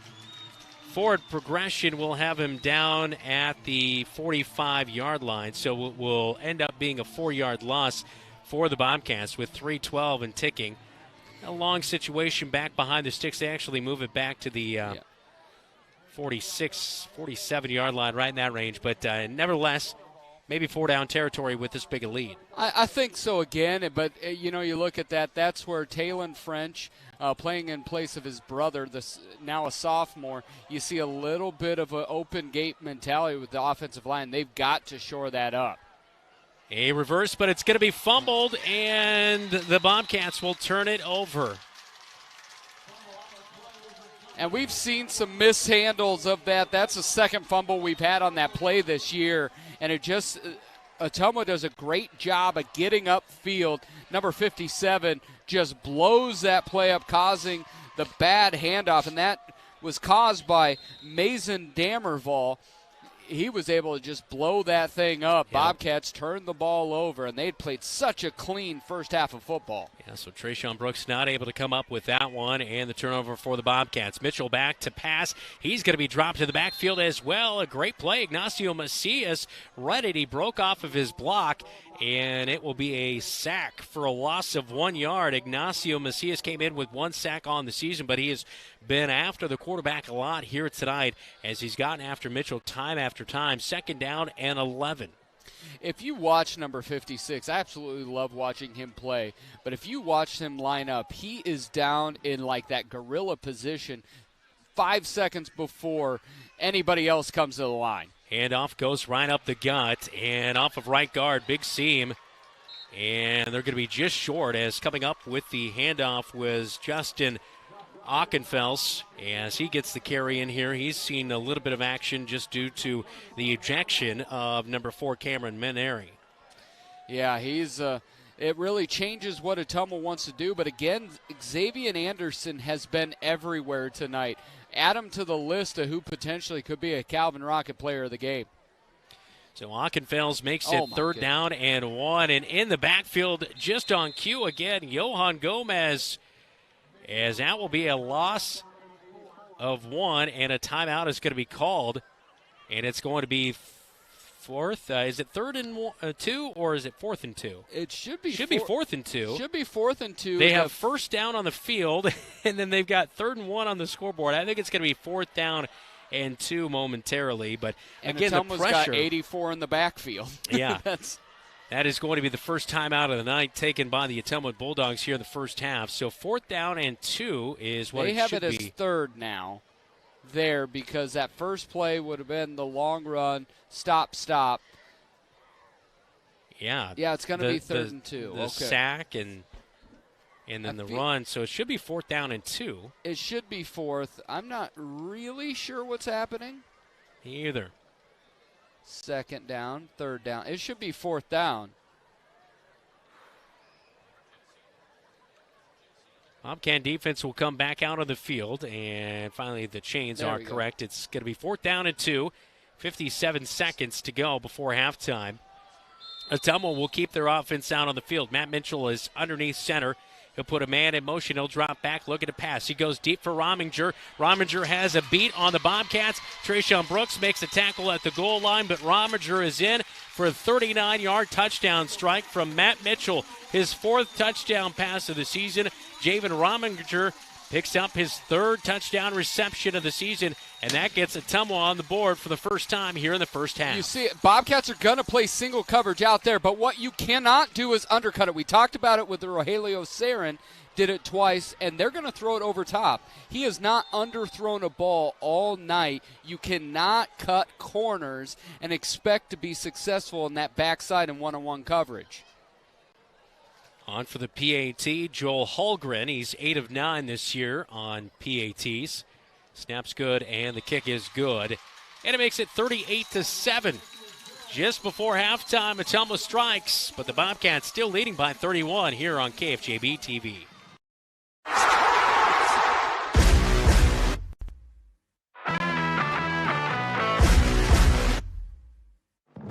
Pushed out of the pocket. Barker is chasing him. Can he get to him? Wade throws late over the middle of the field. Is it picked? Do the Bobcats have it? Yeah, they do!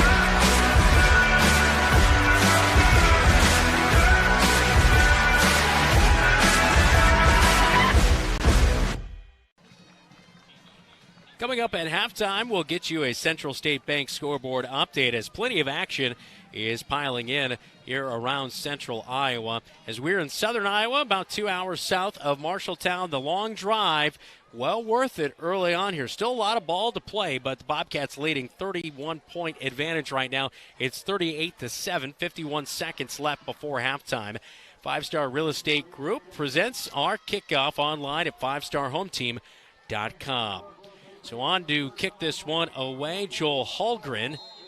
Back deep is Tate Ring and Trayshawn Brooks. Brooks averaging 24 yards per return coming into action here tonight.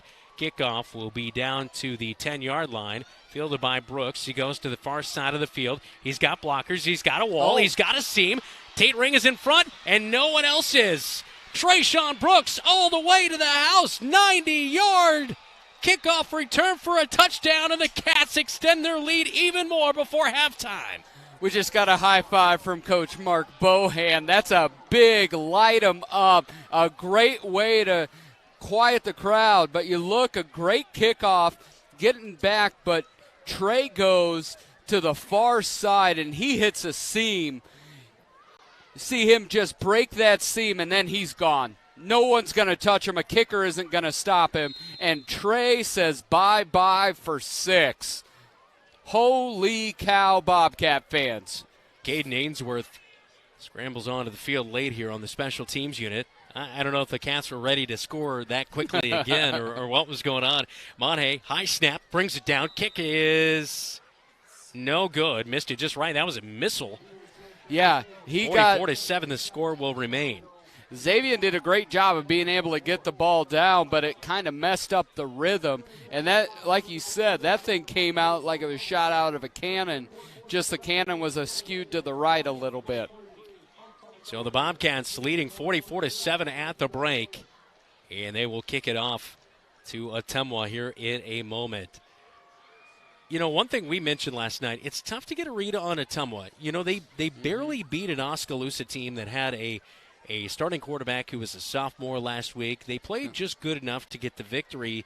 They were 2-2, but it wasn't like they beat anybody that was real impressive. They beat Des Moines Lincoln 29-12, and Lincoln's a younger team again. Yep. So many people in our conference lost a lot of upperclassmen, Bobcats included. Yep. That really, what was that score looking like? And really, we talked about that all week. You didn't really know what it looked like until you got here and saw it in person. Well, they have exceeded expectations, that's for sure. Luis Monhay with a couple of touchbacks here tonight. He'll have another one. I believe that's his fourth touchback tonight on kickoffs, as 39 seconds remain here in the first half of action. Body language not good for the Ottumwa Bulldogs right now, as you see Chantalavan, one of the running backs, number 15 for Ottumwa. He's been bottled up here tonight. Yep. It's been tough going for Ottumwa. It really has, and once you get Mannery starting to go a little bit, well, then he gets kicked out. So really where the yards have come from is Matt Mitchell on the ground, is he's got 29 on the ground, 39 in the air to account for a big chunk of the 117 yards of total offense that Ottumwa has here tonight. 44-7 just before halftime. And Dane Denner is late scrambling onto the field for the Ottumwa Bulldogs on that offensive line. With 1 second on the the play clock, they do snap it, get it off. It's going to be a 3-yard gain right up the gut. They will run it, as in there is Justin Ockenfels, as he runs this one off of left guard for a gain of just 3 yards.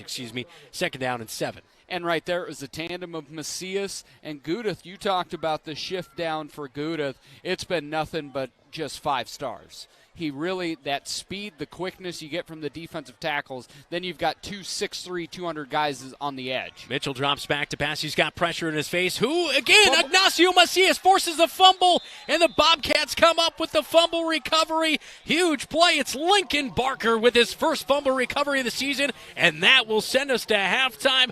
44-7, Cats leading the Dogs as we look at the play again. You see the pit bull right there. Macias sheds a block, gets him out going, and strips him.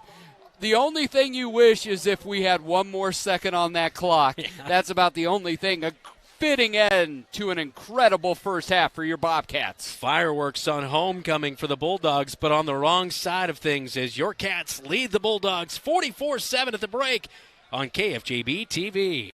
The right insurance agent can make all the difference. Assured Partners agents represent multiple insurance companies. They can pick and choose from a larger variety of outstanding insurance options. Assured Partners also handles life and health insurance and Medicare supplement coverage. With access to local, regional, and national insurance companies, Assured Partners will create policies tailored to the coverage you need. For more information, go online to assuredpartners.com/Marshalltown. Power through partnership with Assured Partners in Marshalltown, Toledo, and West Des Moines.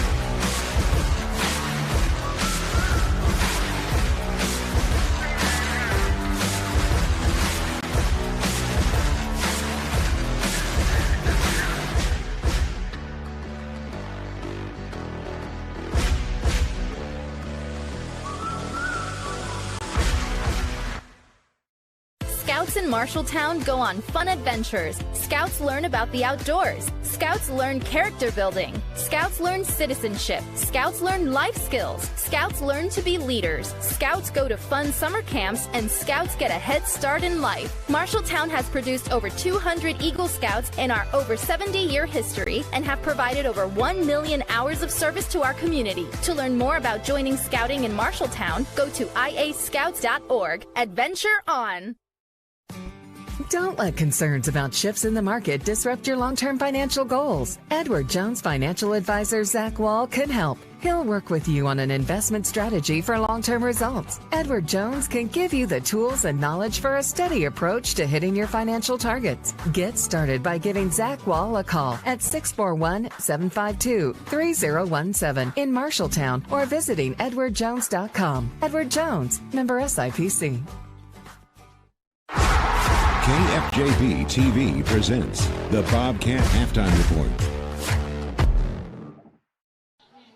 Back at Schaefer Stadium in Ottumwa, it's all Bobcats in the first half. 44-7 is our score at the break, as the Bobcats knew they needed to get off to a hot start. I just don't think we predicted it would be this odd of a start here on the road tonight in Ottumwa. Yeah, it has been absolutely everything and anything you could ever want it to be. Well, let's look at our scoring recap from the first half for the Marshalltown Bobcats. They got the opening kickoff, and on their first play of the game, they handed it off to Xavier Anderson, and he hit Corey Smith for a 78-yard touchdown pass. And Corey Smith getting his second touchdown of the season. Yeah, it was a beautiful play call, got him right from the get-go, and there it went for 6. And on the ensuing drive for the Ottumwa Bulldogs, they were forced to a 3rd and out. They had to punt on this play right here. Ragland blocked it. Johan Gomez rumbles in from 10 yards out, and the Bobcats were quickly up 14-0. Yeah, it just happened so quickly as that Davis Ragland made himself known all throughout that first quarter, but Johan Gomez was able to scoop and score it. Bobcats would punt on their next drive, and then the ensuing drive, they would get a 25-yard field goal by the field goal kicker in Monhay, and the Bobcats would go up 17-0. Meanwhile, on the other side of things, it was just a punt fest, basically, in the first half for the Ottumwa Bulldogs, as the Bobcats would later get it back. And Tate Ring, we talked about him not having a touchdown. He would pick up his first touchdown on the season on this play right here. You just see the seas parted, but again, a great block. Corey Smith just pancake block, and no one else was there to stop number 5. Yeah, Tate Ring with a 31-yard touchdown run, 24-0 after the PAT, and then the Bobcats, they would, keep things rolling to go up 31-0 on this play to Trayshawn Brooks. And it was just a simple 10-yard out, but not great pursuit. He made a little high-step move, and boom, hit it for 6. He got them to pause, and once Trey gets you locked in cement, you're done. We thought with 6:31 to go before halftime, maybe the Bobcats would put together a long drive. No, it was a short drive right here on the hook and ladder, as Xavier Anderson takes it all the way in for a touchdown. He got the flip from Corey Brooks after the pass from Jacob Hayes, and the Bobcats went up 38-0 at that point. Yeah, apologies for any Oklahoma Sooner fans watching, but it gives you Boise State memories of that big hook and lateral, but it was a great call. Coach Goodvin is pulling out all the bag of tricks to beat Coach Goodvin. That's for sure.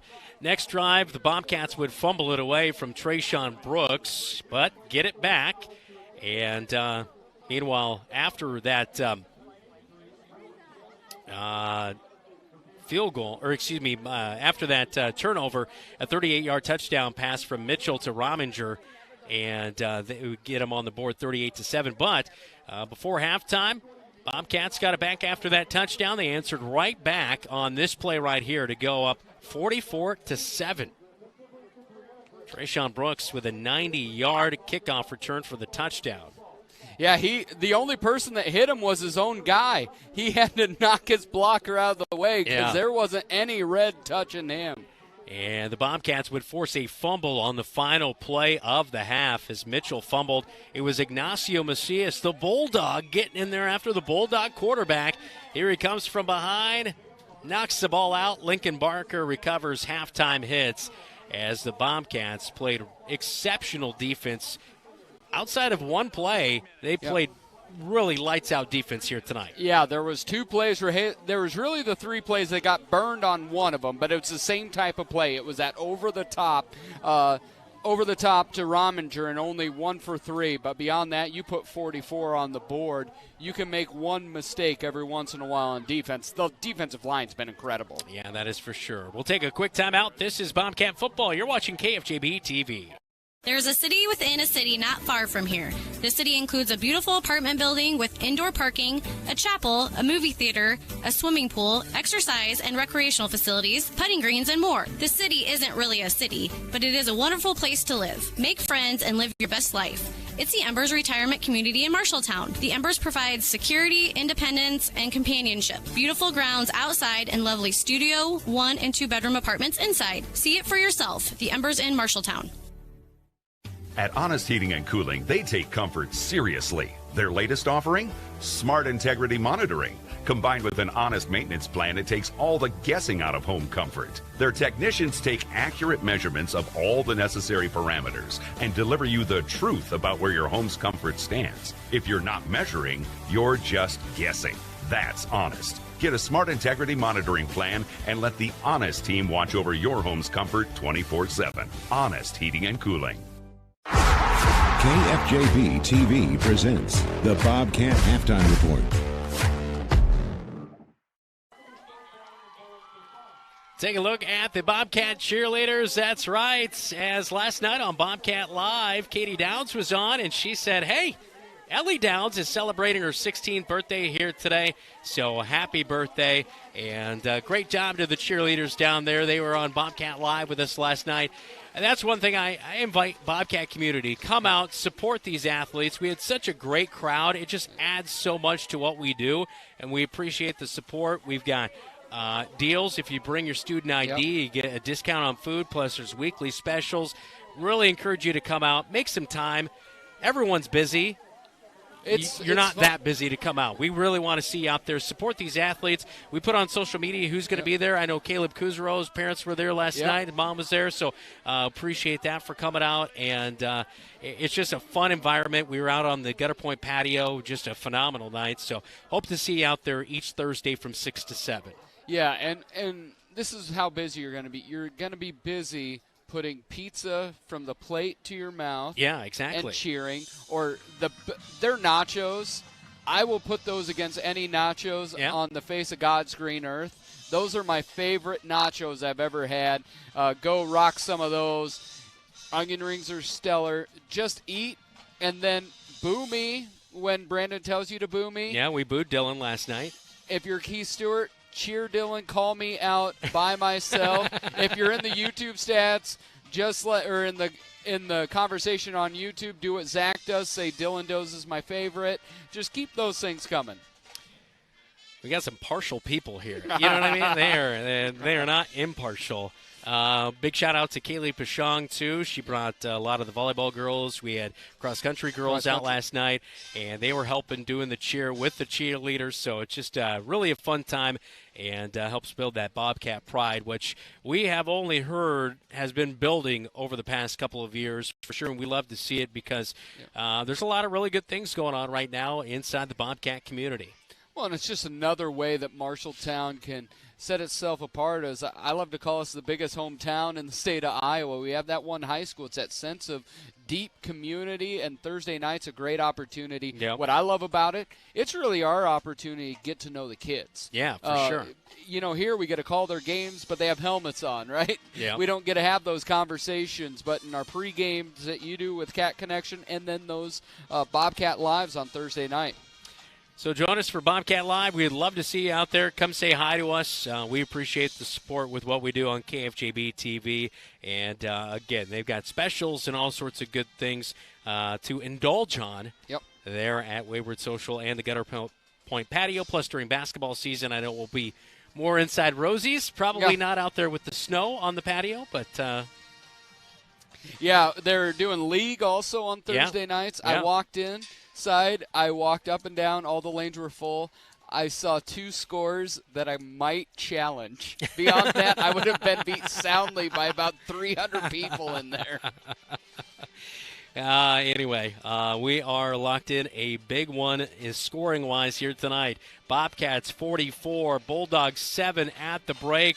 We'll break down the scores in find out if there's any adjustments the Bobcats need to make at the break right here on your home for the Cats, KFJB-TV. Since 1967, Jensen Ford Lincoln has served generations of families around central Iowa. Quality vehicles, professional service, knowledge of our product, that's a part of Jensen. But what's more important to us is a trust that is passed down from every previous generation. Jensen Ford Lincoln wants to serve your family for generations. We want to be there for your first car. We want to be there for your family SUV. And we want to see you drive away in the Mustang you always dreamed of. At Jensen, we want to be here for you now and every mile along the way. How can you help Marshalltown High School and enjoy a mouth-watering burger at the same time? By ordering the Bobcat Burger at Legends American Grill. 2 quarter-pound patties with crisp bacon strips, sautéed onions and melted American cheddar, jack, and Swiss cheeses on top of fresh shredded lettuce on a toasted bun. It's absolutely delicious. $1 from every Bobcat Burger sold is donated by Legends to Marshalltown High School activities. So, enjoy a Bobcat Burger and help MHS. The Bobcat Burger, another exclusive from Legends American Grill in Marshalltown. Today's game on KFJB-TV is brought to you by Jensen Ford, with you every mile along the way. Legends American Grill, Marshalltown Steakhouse. Lennox Employees Credit Union, LennoxECU.com. Marshalltown Area Chamber, Marshalltown, more than ever. Marshalltown Community College, a step in the right direction. Back at Schaefer Stadium in Ottumwa, Bobcats up 44-7 at the break against the Ottumwa Bulldogs. Time now for our halftime stats, all brought to you by Ken's Transmission of Marshalltown. Yeah, so here it is coming into it is the halftime scores here. Is looking at, I just, of course, knocked it. Stats. I got you. I got you. I'm sorry. You're not. Well, your roster's all tore up. Well, it was in my notebook. Okay. So here we have I was told we have a stat adjustment on the hook and lateral. So Xavier Anderson has 6 carries for 8 yards. You have Trayshawn Brooks, 2 carries, 64 yards. Tate Ring, 4 for 42, but that 31-yard touchdown. And then Jacob Hayes gets -7 yards on the sack. First play of the game, Xavier Anderson, 78-yard touchdown pass to Corey Smith. So Anderson 1-1 for that 78 yards and a touchdown. Corey Smith, 4 receptions for 100 yards. Now, this is where the stat adjustment happens. This is why I was a little bit off here.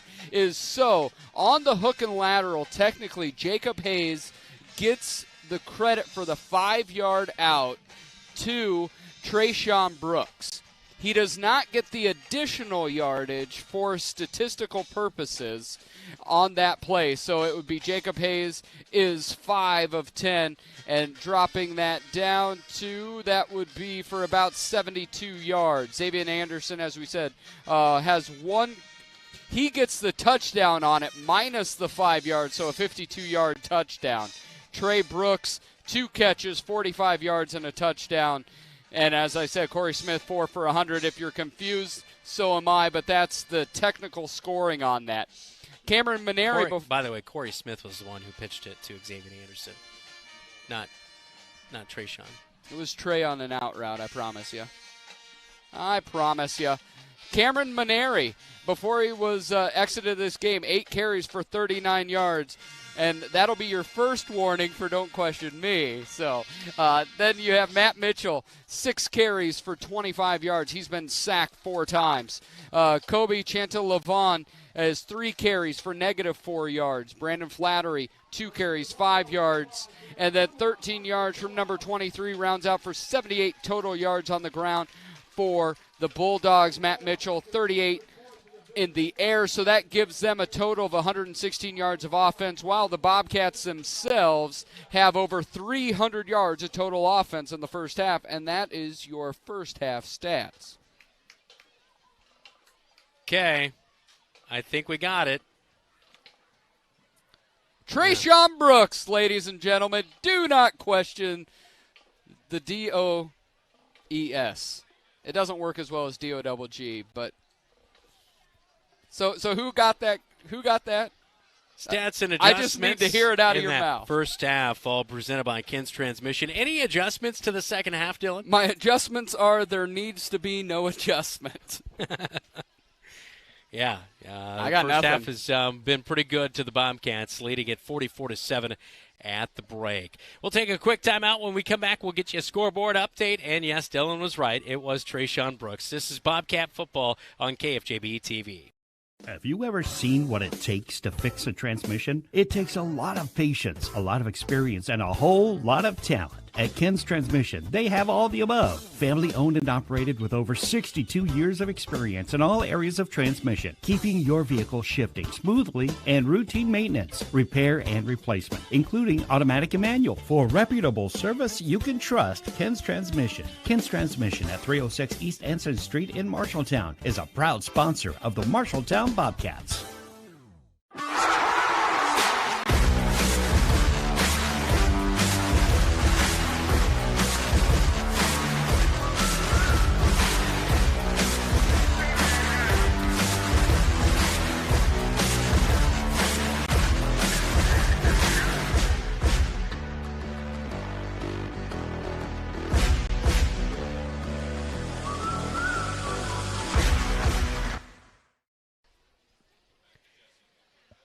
At halftime, the Bobcats leading it 44-7. A big first half for your Marshalltown Bobcats. Let's take a look around and see what else is going on scoreboard-wise. All brought to you by Central State Bank.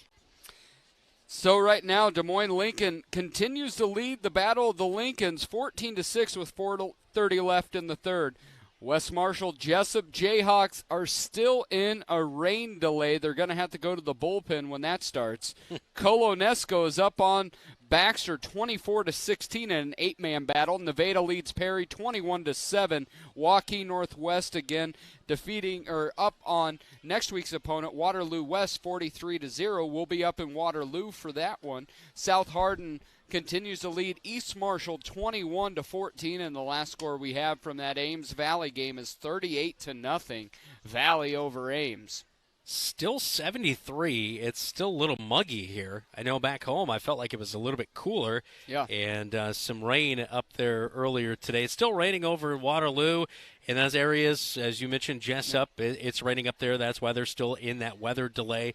And just north of Cedar Rapids, they're still getting pounded by some heavy rain here this evening. So long night. Luckily, we're in southern Iowa and not having to deal with that. Yeah, and it's nice seeing some pictures from back home. It looks like the live music, Oktoberfest, is live and rocking and rolling, so I know that's going to 11. Are you walking in the parade tomorrow at Oktoberfest? No, I am getting to watch my son. I hosted a band last year, but this time I'm watching my son march tomorrow, so pretty excited for that. And as you said, I'll really, chuck some candy at you, I guess. I appreciate it. I will be in the parking lot side of the chamber offices right back there over by Big Brothers, Big Sisters, so I'm going to need you to throw it well. But, you talked about how nice it is, and I'm not going to throw anybody under the bus, but the certain owner of Trending Media sent us out an email, as he does every time, and said, hey, it's going to be raining. You need to dress accordingly, your hoodies, all that stuff. I got here, and I'm just carrying around a hoodie and a polo sweating. I'm the only one who wore shorts. That is true. That is true. I'm like, you know what? I know weather. And yeah. Brandon Lewis, weatherman, may not know who Trey Brooks is, but is a weatherman. It was my third mistake I've made since you've known me. Well, the biggest mistake is being friends with me, so that's a glaring one that keeps on repeating. Bobcats came into this one averaging just 6 points a game. They have 44 at the break. How much more will they score, Dylan? Will we get to 88? Can they double it up? I say let's hit 60. We're going to see that running clock coming. But if we get 60, we have not called a game where they got 60. Actually, Dylan only came tonight. Jefferson. For you, those of you back in Marshalltown. Oh, this the only is delicious. The only reason that Dylan came on this trip here tonight was not for the football. No, it was at the prospect of the idea of a football victory, which would result in ice cream. See, this is what happens. But not just ice cream. We go to Sonic. Yep. When you win in Ottumwa, you get Sonic. This would be the third trip in a row to Ottumwa for football. And you know what? And you know what Ottumwa has? And you know what Sonic has? They got that good ice. They don't have that cheap, middle-of-the-road ice. They got that good ice. They got that good ice. And that good ice. Oh, wow. We got entertainment at halftime. Look at that guy. He's Hutchbound. Oh, that's He's the old Isaiah Hutchinson shirt. That's fantastic. That's a good shot down there, Keith. Oh! That's a big shout-out to Keith Stewart for locking that in. Great shot. Oh, here we go. One more time. Do you think he'll set him on fire if we ask? I think. Can he get one on the nose? Can he balance on the nose? We locked up. Oh, boo. So there is pictorial evidence. Back in the day, Garwin would have a talent show. My grandfather, one of those old push mowers without a motor in it, could balance it on his chin. Oh, wow. That's impressive. Picture evidence. It's one of the most I've always wanted to try things. riding a unicycle. That's like top 5 things I want to do before I die. I've also wanted to try to administer emergency care, so maybe we could put those two dreams together. You on the unicycle, and I can come in with the EMS help. 44-7, second half is coming up next. This is Bobcat football. You're watching KFJB-TV.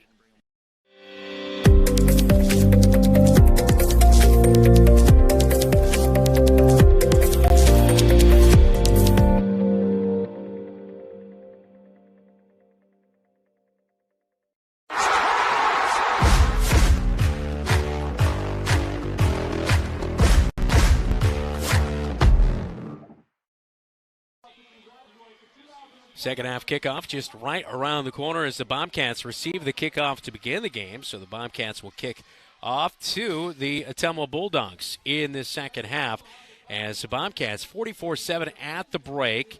And, of course, above that 35-point threshold, so Dylan alluded to it, a running clock to begin this second half. There is a meeting at midfield. I'm not sure exactly what's going on, but both teams meeting at midfield. As maybe with the unsportsmanlike conduct after Maneri was ejected, I'm not really sure exactly. Maybe some questions on that, but things I thought were pretty cordial between two teams, but it did get heated. It did get heated at that one point in time. Yes, it did. But the AD is on the phone, so maybe there's some sort of issue. Maybe I don't see any lights out here. And it's hard to hear the PA, so it is very muffled. Yeah, so you do have both coaches out there. AD's on the phone, as you mentioned, and we didn't lose an official, did we? More juggling? I think we are without an official here. We have I think we've only got 3, I see. Yeah, you're correct. We're without an official. There should be at least 4. No, there's 2 here on the there short they side. are. There, I didn't see those 5. Okay, I was going to say we usually have a crew of 5. Yeah, and so the missing, they're blowing the missing up 2. Yeah, they're inflating the balls over here. Deflate Gate 2. Yeah, Tom Brady. Deflate Gate 2. The you Raiders gotta be aren't playing that well, so he came to Ottumwa. Are they testing the inflation? It really is interesting that it. I mean, I already know in my wallet how inflation has impacted us. But I know that was corny. That was. I'll give it to you. That was one of my worst jokes I've had recently. And they're not usually very good, so you're starting from a low bar. No, and now they're coming over. That was a terrible follow-up joke. Oh, it wasn't good. None of it's been very good. The juggling has been phenomenal. We went from juggling to this. We really nosedived. All right, Todd, back to the juggling. Does anybody swallow fire out there? Yeah, and they're now having a conference with, they've got ADs over there. You see Ryan Iskrig over here along with athletic trainers. I do not. This is Negative. Keith is trying to do his best insider info job. I think Keith has the right to go get in that huddle. So yeah, we've got the trainer out there, Avery. This Coach went with the black tonight. That's a big switch up with that pullover. I like that. Well, he may never be able to go to any other. And I think it's again. it's Under Armour, so you know I'm about that. Yeah, it is your personal sponsorship. What am I wearing today? I think I'm still I've got looking for a little Adidas. kickback on that. Yeah. So Ryan Isgrigg, AD for the Bobcats, is out there. I don't know. It's very interesting when you have that, as you see the Bobcats are on the sideline continuing. They'll be kicking off here, trying to keep warm. You see Ottumwa right in front of us here. They're trying to keep warm so it doesn't look, everything goes through your mind. Now they're looking off to the far side of the field. They got the Gator over there. Yeah, you're really looking at a variety of things.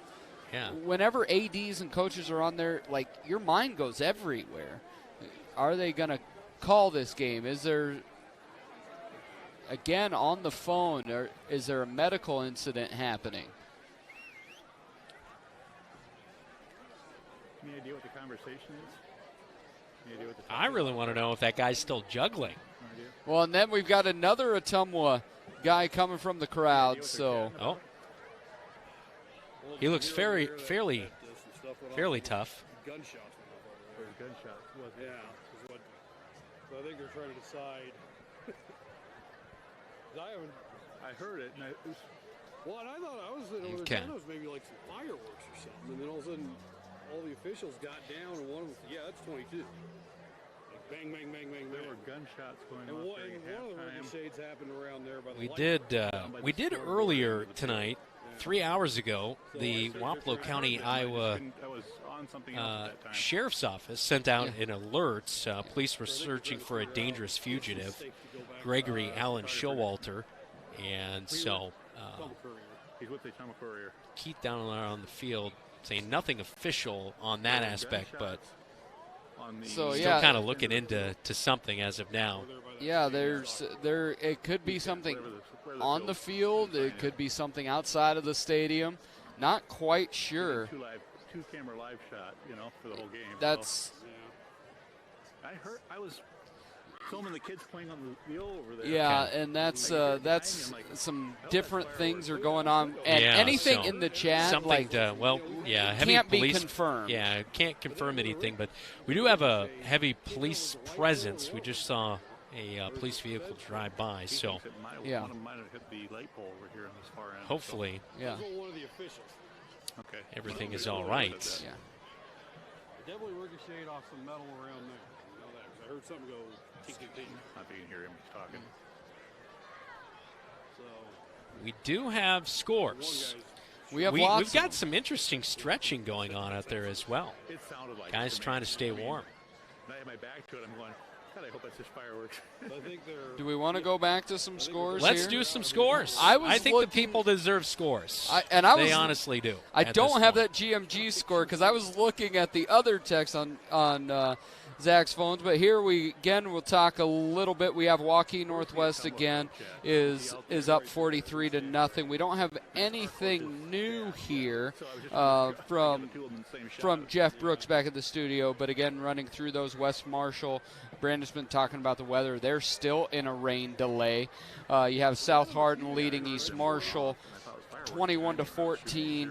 And then really Bondurant Farrar continues to lead Newton. But that's where we are. Lots of things going on. How about that? Mason City. Big congrats to my buddy Brian Bjorklund, head coach for the Charles City Comets. They defeated, on their homecoming against Mason City last week, they defeated Mason City. That's fantastic. Charles City homecoming last week. Mason City now down 39-0 to Decorah in the third quarter. I have one other final. Comets of BCL-UW, it's been a tough season for them. They will fall again to North Butler 21-7. Valley up on Ames 52-13 there in the fourth. Yeah, and also just got an update. North Polk is up 57 to. That's a final score now. North Polk 57-0. They defeat Des Moines North here tonight. Yeah, so. and that's been interesting. North, Roosevelt, Lincoln are usually pretty good in those metro schools. It seemed that at least Lincoln and North have taken a bit of a step back, like the Bobcats this year. Another score update here as they are in the fourth quarter. Urbandale's leading Sioux City North 14-10. Yeah, the North Stars have really become much more of a solid. We saw them, 4 years ago, and that Sioux City school district, the bigger schools have struggled, but it seems like they've starting to get some momentum. They like to throw the ball all around. Urbandale's always tough. Hey, I made that weather delay. We should use that logo here. Just kidding. Yeah. As you could have a weather delay. I thought we might have storms tonight. There we go. We're in a weather delay. We've got storms. We have an official made-up reason of why we are delayed. Or you could just talk about it more metaphorically. Yeah. We may have a storm in the neighborhood that isn't a weather-related storm. Dylan, where have your manners gone? How long have we known each other? And we're 4 years into this? All I have to say is your wife is a saint. Putting up with you. She would agree. Hey, also big breaking news that we've had recently. Zach has learned that a crock pot exists. Can you believe it? And we are going to utilize that crock pot October 6th against Ames High School. All right. At Leonard Cole Field. Newsboy Zach. So you made a couple things in the crock pot this week. Yeah, I mean, I think the bigger deal is I got finally a small enough one that I can cook one meal for myself versus my large one where I'm making like big soups and things like that. So made it a little double-decker crock pot. Yeah. Cooked a pork chop and then some potatoes. You ever right cooked on top. anything in the dishwasher? I don't have a dishwasher. You remember when that craze was going? Yes. People were cooking everything in dishwashers. Yeah. So real quick insight. You Bobcats will see the are going to receding to the locker room. Yeah, much like teams. my hairline. That's the best joke of the night. Hey, we're all thinking it, right? So anyway, you got the crock pot going. You're going to make a nice wife for somebody someday. Yep.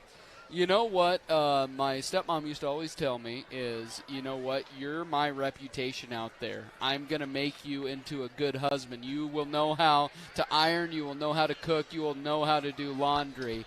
So if you can learn those skills, you're going to be your good. wife will still be mad at you. You just got to learn how to trim stuff. that beard a little bit. keep it trim. Yeah. You know, I've been doing my own laundry since I was like 14 because I came home from football practice and, you know, sent my football stuff down the chute. My mom goes, nope, not touching this stuff anymore. Yeah, it was high school. Once we hit high school, it was like, you got to learn. You're going to be married someday. My reputation. Everything was, you're going to have to eat out in public with a girl someday, and you're not going to embarrass me. And it's my reputation. So a lot of it was about her keeping her street cred with her gender, and so that drove all her parenting. I brought you over here for something that was not what we're talking about right now. What was it? What were we talking about before? Crock pot. Okay. And cooking. Yeah. Okay, so we're pausing the game, but the game is not going to be called. So stick with us here on KFJB News Talk 1230, KFJB AM and 93.9, as well as at youtube.com/@KFJB-TV. Zach, no, you can't give up. All right? Why I brought you over here was we are making preparations for the next home game, which is not next week because we're on the road at Waterloo West. October 6th against Ames. Yeah. It's a pink out. Now we brought backups over here. Yeah, we've got a star baseball pitcher. Yeah, we got step brother. Yeah, it's and step sister. People thought we were saying step. No, but it was step. You get the joke? I do. Yes. Yeah. He's very serious. He is. Well, he's a very good pitcher, though. There's a lot going on here. He very much is. Okay, so anyway, back to my original point. My gosh. in a couple weeks when we're back home, first off, the coaches, got to give it up to them. They have put a disco ball in the box, in the coach's box. Yes. And then and a cooler in week number 3, the first home game. Then they added a roller dog machine because I'm on vacation, minding my own business, hanging out with Coach Prime, and I get a text from you that there's a roller dog. I'm like, what is going on? I'm bringing the dip in my new crock pot next week. That's what I was getting to. 2 weeks. And 2 weeks, yeah. Let's all wave and say hi. Zach, show yourself to the single ladies out there. No, you're behind the wall. Zach's arms were just on the side. You got to put a ring on it. So anyway, Dylan's working on nachos. That's right. And I hear there's a popcorn machine coming. And then you go with the disco ball, which was it's like a 70s nightclub up there. There is a roller rink, actually. There is a amount of joy that is up in that side of the press box this year, all because of one man. They ruined my first touchdown call of the year. They literally ruined because I looked over and I just started laughing. That was not what I was expecting to see with a disco ball going off. Yeah. All of this was started from my 9th grade algebra teacher. Okay. Offensive line coach, Mark Bohan. He has these great ideas and they come to fruition. So I want to thank Mark Bohan for really adding a lot of joy this year up in the press box. Yeah, my parents were at the first game, and my stepdad thought the disco ball was awesome. He was definitely dancing with them, and that was going off. So all right, I thought he was bringing the nachos, though. What are you bringing? You need to do like paleo. Paleo? Yeah, that's not going to happen. You know me, Brandon. I love my gluten. A little Smokies, little wieners. Can you do those? Yeah, I could do that for us. Oh, man. I'd probably have to use the big crock pot, though. Little wieners? What? Dylan. Little Smokies with the nachos is where it's at. Yeah. And then we need to get some, like, what kind of drinks are they working in the cooler? Oh, they've got a whole mini fridge. Yeah, they don't have a cooler. They've got a mini fridge. They've got a mini fridge. Okay. It's a mini fridge. Yeah, and that's where the roller dog's sitting on top. Yeah. And unfortunately, we can't bring in the KFJB mini fridge at the moment because it's full in the basement right now at the station. It's also full in the press box. And the drinks that we have at the station, we can't bring to the stadium. That's true. So one thing I do want to pass along, I've been getting texts. A lot of people wanting updates on the field, and we don't have anything confirmed, so I can't give it that. But my wife did text, and she said, in all caps, Brandon has lost it. So I'm just happy my wife's watching here tonight. I didn't get a lot of sleep last night, and now we're in a delay. Yeah. We hope everything's all right, but there was a report earlier, official report from Wapello County, that police searching for a dangerous fugitive, Gregory Allen Showalter, and then unconfirmed reports of potentially gunshots in the area. We did see authorities going around, not gunshots at the field, right, but in the vicinity, which they just want to make sure that everything is safe and that there is no, harm to everybody here at the stadium. So playing it safe. Yeah, and one of the things, and we also want to say, like, we're not saying both those scenarios that you talked about are related in any way. We don't know that or even assume that, but just unconfirmed reports at this time. There's just a lot of weirdness tonight. So that is for sure. This was not the night I thought we would get. No. So this is the part where if we had a network, we would probably break away for another game. We're watching Andy Griffith reruns. If this is back true. if this is an old Braves broadcast in '93 when Steve Avery had to walk off the mound due to rain. But I think it's a real win-win for everybody because they're getting the best out of and they're calling the game now. This is Pac-12 after dark. They're going to call the game, unfortunately, it looks like. We'll wait to get an official announcement, but it looks like they might be calling this here tonight. And that'll be interesting to see how they... We'll take a quick timeout. Actually, we'll keep it here. Due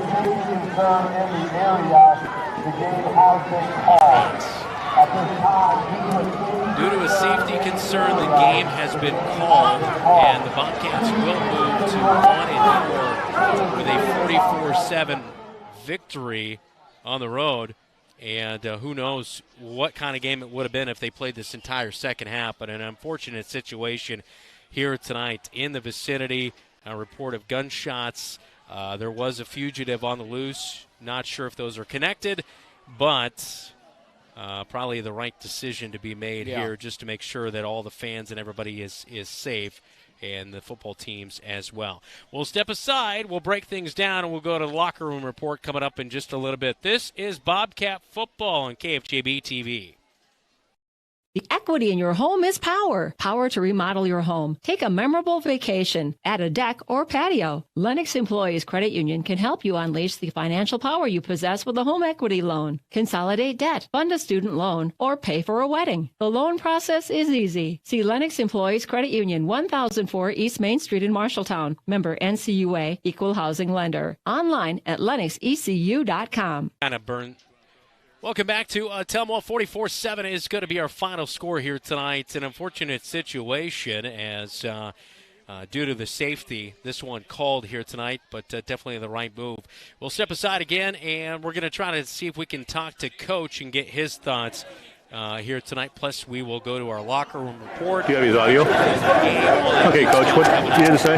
Yeah, all week we talked about effort, attitude, and toughness, and I think we took care of all three phases of that in this first half tonight. So very proud of them. Hopefully it's something we can build off of and continue to improve on. All right, thanks, Coach. Stay safe, guys.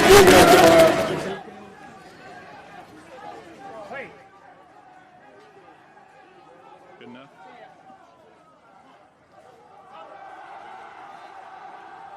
Small businesses are the backbone of our community. Marshalltown Area Chamber of Commerce reminds you that when you shop locally, you are benefiting members of our community and adding to our local community overall. You'll find local business owners are generally more knowledgeable, provide better service, and even know their customers by name. Marshalltown Area Chamber of Commerce exists to be an advocate for our business community. Membership in the Chamber benefits your business and adds to the strength of our advocacy efforts. For more information on shopping locally and Chamber membership, go to Marshalltown.org.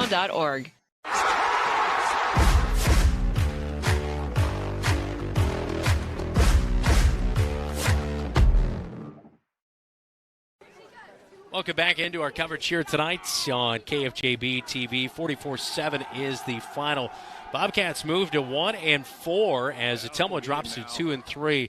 A huge. I kind of heard the crowd there. Sorry for our miscommunication there with trying to get Coach on the post game and things of that nature. But heard the team going crazy in the locker room. Obviously, it's got to be a huge momentum booster for them to get this victory here tonight. Yeah, it's just got to feel like $1 million because you just got huge obliterated last week. Yeah. And then you look at, and you just haven't been able to. It's one thing about not playing well, but when you're coming and you're not being successful, you're working but not being successful, that's really difficult to keep yourself motivated to work. And you saw the extra energy of Johan Gomez. You saw Jacob Gudith moving down in that tackle position. They look like a brand new defensive front seven for sure. Okay. All right, so not going to be able to talk to Coach Goodvin in our post-game interview. We'll take another timeout. This is Bobcat Football on KFJB-TV.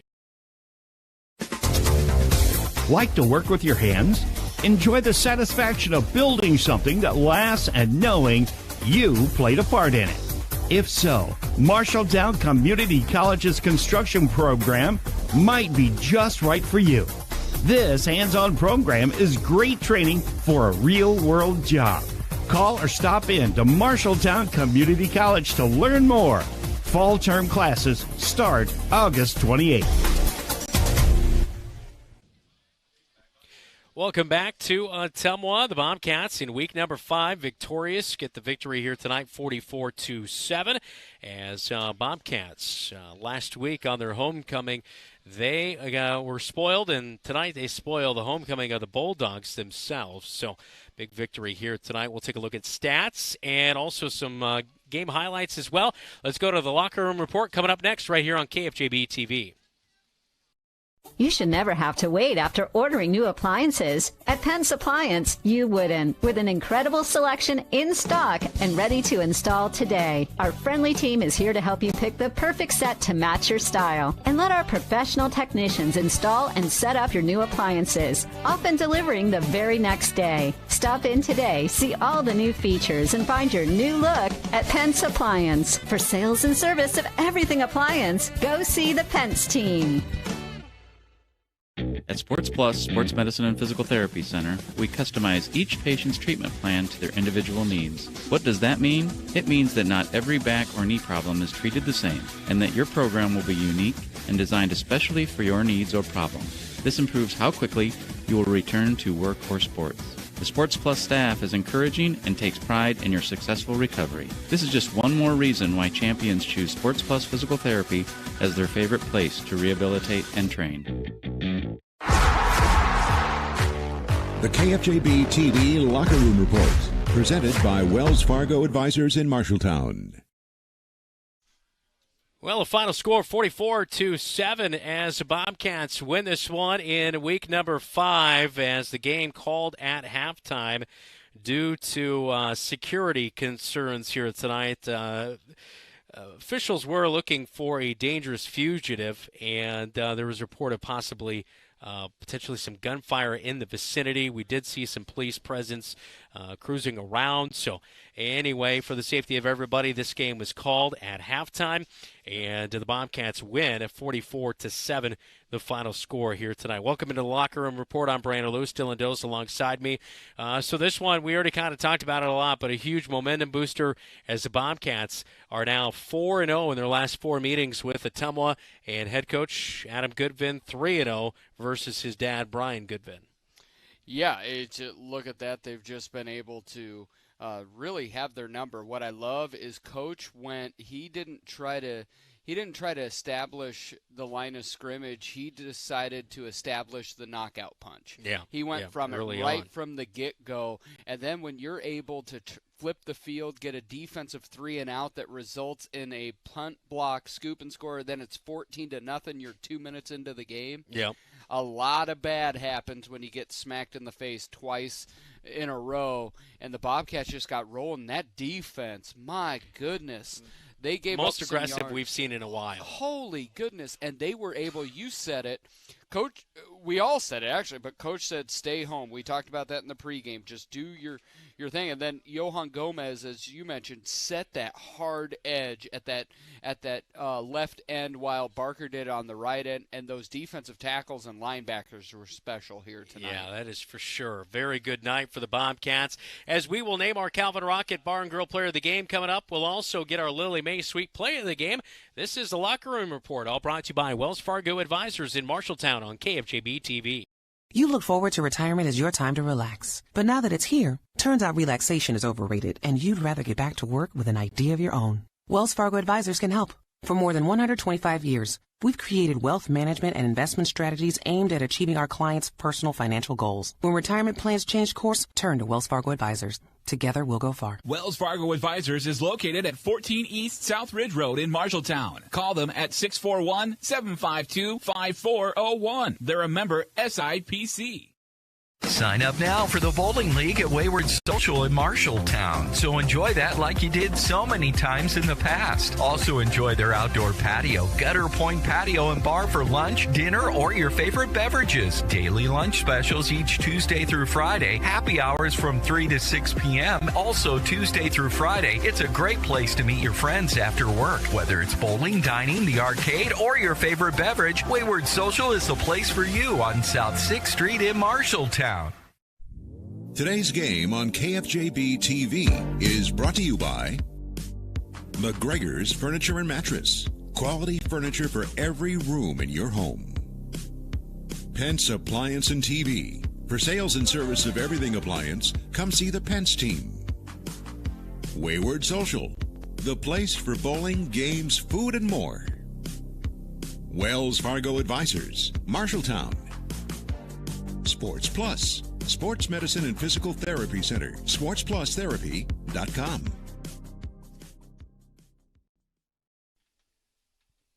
Welcome back into the Locker Room Report here on KFJB-TV. It's now time to name our player of the game, all presented by Calvin Rocket Bar and Grill. Dylan. Yeah, we had had a good candidates. We had a lot to choose from. You had Trey Brooks, you had Johan Gomez, you had Davis Ragland, you had Corey Smith had a tremendous night. Yeah, Ignacio Macias forced a fumble. Lincoln Barker recovered. Jacob Gudith was really good. You see all these, they all came to play here tonight. Yeah. That is for sure. But our player of the game, Xavier Anderson, he threw the first touchdown pass of the game to Corey Smith for 78 yards. And then later on a hook and ladder, he was able to take one in as he got the flip and provided another score and then made good defensive plays out there as well. Yeah, he was a linebacker playing sideline to sideline, and when plays were extended stretch out, he would be the one finishing it off, and he did a great job of in coverage as well. I was just really impressed with number one. He brought out the whole bag of tricks. He might have even be able to juggle afterwards. You don't know. I feel like since he's going both ways, I feel like taking him out of that quarterback spot, putting him at running back, he's even more of that dual threat on both sides of the ball because he doesn't have to be out there every single play on both sides of the ball. It was the best move. I think it was just the best move because it just opens up so much for Xavier to go in and out like you said. He's also not processing all the play calls, just the mental load of that, and then leading a brand new linebacking crew on the other side. But then you see the wrinkle, you go just a simple handoff. Well, it's not just a simple handoff because you had the beginning of the year starting quarterback, so he has that skill set, and it just changes stuff up. Thought Jacob Hayes took another step forward here tonight. I know it wasn't a huge night production-wise, but I thought he really had command of the offense and did a really good job. He also, on a third down and 10, drew the Bulldogs offside to get a third down and 5. So, I mean, there's those really good pieces that are starting to come together for him. No turnovers and a touchdown pass. He was 5 of 10, and we talked about there were 2 drops. But he was 5 of 10, 67 yards, 1 touchdown, and really very well could have been, 7 for 10, that 1 touchdown, and maybe 100 yards. And you know what? Over 300 yards of total offense in one half of football, we'll take that every single time. That is for sure. That's our Calvin Rocket Bar and Grill Player of the Game each week. Calvin Rocket awards a free handheld to the Bobcat Player of the Game. This is Bobcat Football. You're watching KFJB-TV. Hey, Bobcats, this is Garrett with Calvin Rocket. I'm happy to partner up with KFJB and continue the tradition of Bobcat Player of the Week. Follow us on social media for all your Calvin favorites, news specials, and exciting news that's coming down the road. Stop on in and give us a try. We're open Monday through Thursday, 11 to 9 p.m., Friday and Saturday, 11 to 10 p.m., and starting September 10th, we'll be open on Sundays for the start of the NFL season. We'll see you at Calvin Rocket, and go Bobcats. You look forward to retirement as your time to relax. But now that it's here, turns out relaxation is overrated and you'd rather get back to work with an idea of your own. Wells Fargo Advisors can help. For more than 125 years, we've created wealth management and investment strategies aimed at achieving our clients' personal financial goals. When retirement plans change course, turn to Wells Fargo Advisors. Together, we'll go far. Wells Fargo Advisors is located at 14 East South Ridge Road in Marshalltown. Call them at 641-752-5401. They're a member SIPC. The KFJB-TV Locker Room Report, presented by Wells Fargo Advisors in Marshalltown. Welcome back into the Locker Room Report here on KFJB-TV, all presented by Wells Fargo Advisors. Now time for our Lily Mae Chocolate Sweet Play of the Game. Handmade, hand-dipped since 1939. Always open at lilymaychocolate.com. It was the very first offensive play of the game, and here it was. Xavier Anderson rolling out to the right after he got the handoff, flips it out to Corey Smith. 78 yards later, he is into the end zone for a touchdown. That is our Lily Mae Sweet Play of the Game. Visit them online at lilymaychocolate.com. Could have been a lot of other ones on there as well. I love that pump block by Davis Ragland, and Johan Gomez, first game back, gets into the end zone for the touchdown. I love that block. Yep. I love, oh my goodness, there's so many. Trey's kickoff return right after Ottumwa got their first touchdown just sucked the life out of this stadium here with just under a minute to go. Heck, I love the end of what became the end of the game was Ignacio Macias split a double team, got the sack and the strip, and Lincoln Barker there to recover the fumble. There was a bevy of beautiful plays that could have been the sweet play of the game. Plus, we had a juggler. That could be a runner-up for the sweet play of the game as well. Oh, my goodness. There was juggling. There were hair jokes. There was a lot of different things. That is for sure. That is our sweet play of the game, again presented by Lily Mae Chocolates.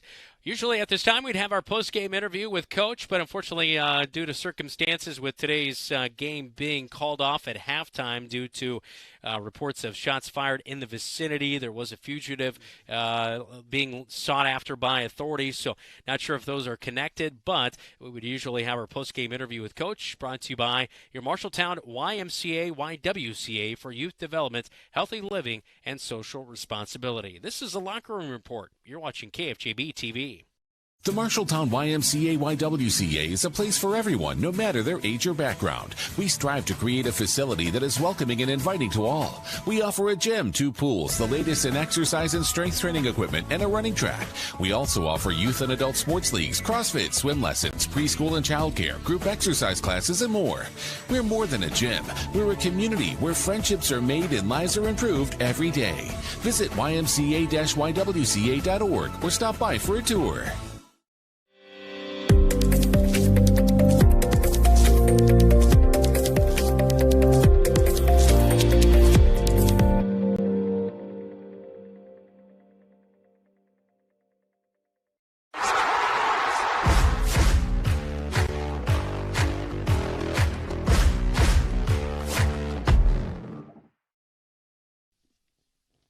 Back at Schaefer Stadium in Ottumwa, Bobcats take down the Bulldogs tonight. 44-7 is the final score from this one.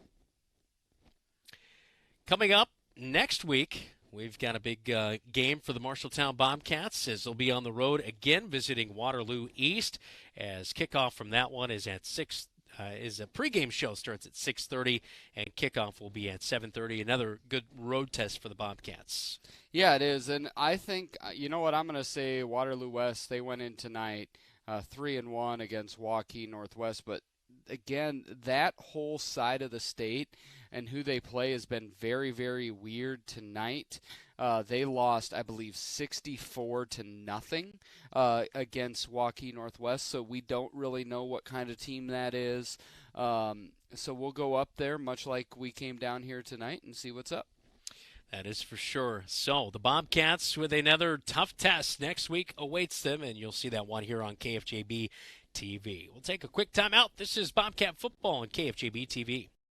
You'll find the perfect mattress for you at McGregor's Furniture and Mattress. You choose the firmness, comfort, and support level, all at a great price. McGregor's always has a great selection of sofas, recliners, dining room, and bedroom furniture to help you live and relax in comfort and style. Their staff will help you find just what you're looking for. McGregor's Furniture and Mattress, downtown Marshalltown, is open 7 days a week. They're proud to support Bobcat Athletics.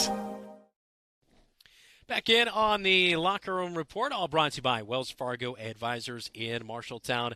Thanks so much to our crew here tonight, as our crew, Todd Steinkamp, our producer, Keith Stewart, and Jesse DeMeyer on camera, Jeff Brooks back at the KFGB studios, and Zach Tomish on stats and stories here tonight. One final break, and we'll wrap things up as the Bobcats victorious 44-7 on KFJB-TV.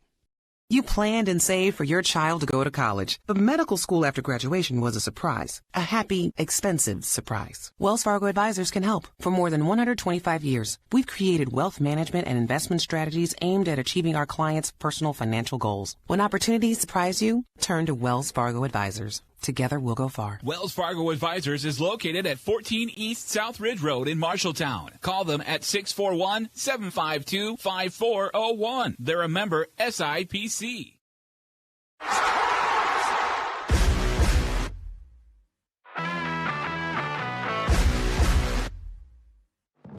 Pushed out of the pocket. Barker is chasing him, getting it to him. Wade throws late over the middle of the field. Is it picked?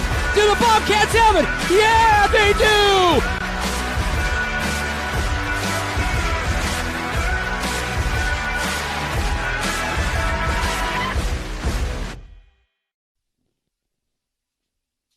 One final time at Schaefer Stadium in Ottumwa. Bobcats 44, Ottumwa 7. Bobcats improved to 1-4. Ottumwa drops to 2-3 as the Bobcats play spoiler on the Bulldogs' homecoming tonight.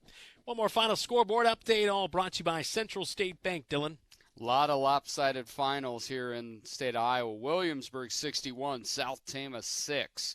North Polk 57-0 over Des Moines North. Bondurant over Newton 42-21. BCLUW falls to North Butler 7-21. South Hardin is up on my Mustangs of East Marshall 42-20. Des Moines Lincoln 21. Council Bluffs Lincoln 14. Valley 52. Ames 13. And as we mentioned, next week's opponent Waterloo West falls 64-0.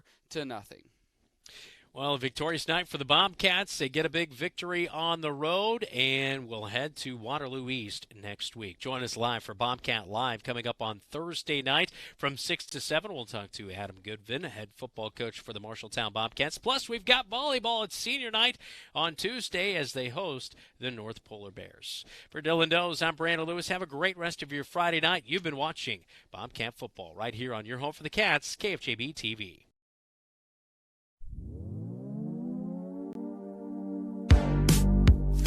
Today's game on KFJB-TV was brought to you by Assured Partners, Boy Scouts of America, Edward Jones, Agent Zach Wall, Embers Retirement Community, Honest Heating and Cooling, Jensen Ford, Legends American Grill, Lennox Employees Credit Union, Marshalltown Area Chamber, Marshalltown Community College, McGregor's Furniture and Mattress, Pence Appliance and TV, Wayward Social, Zeno's, Wandering Creek, Wells Fargo Advisors, Farm Bureau, Agent Austin Illum, Rainbow Car Wash, Laurel Diesel Services, Ken's Transmission, 5-Star Real Estate Group, Brown's Shoe Fit, Calvin Rocket, Effington Heating and Cooling, Lily May Chocolate, Marshalltown YMCA YWCA.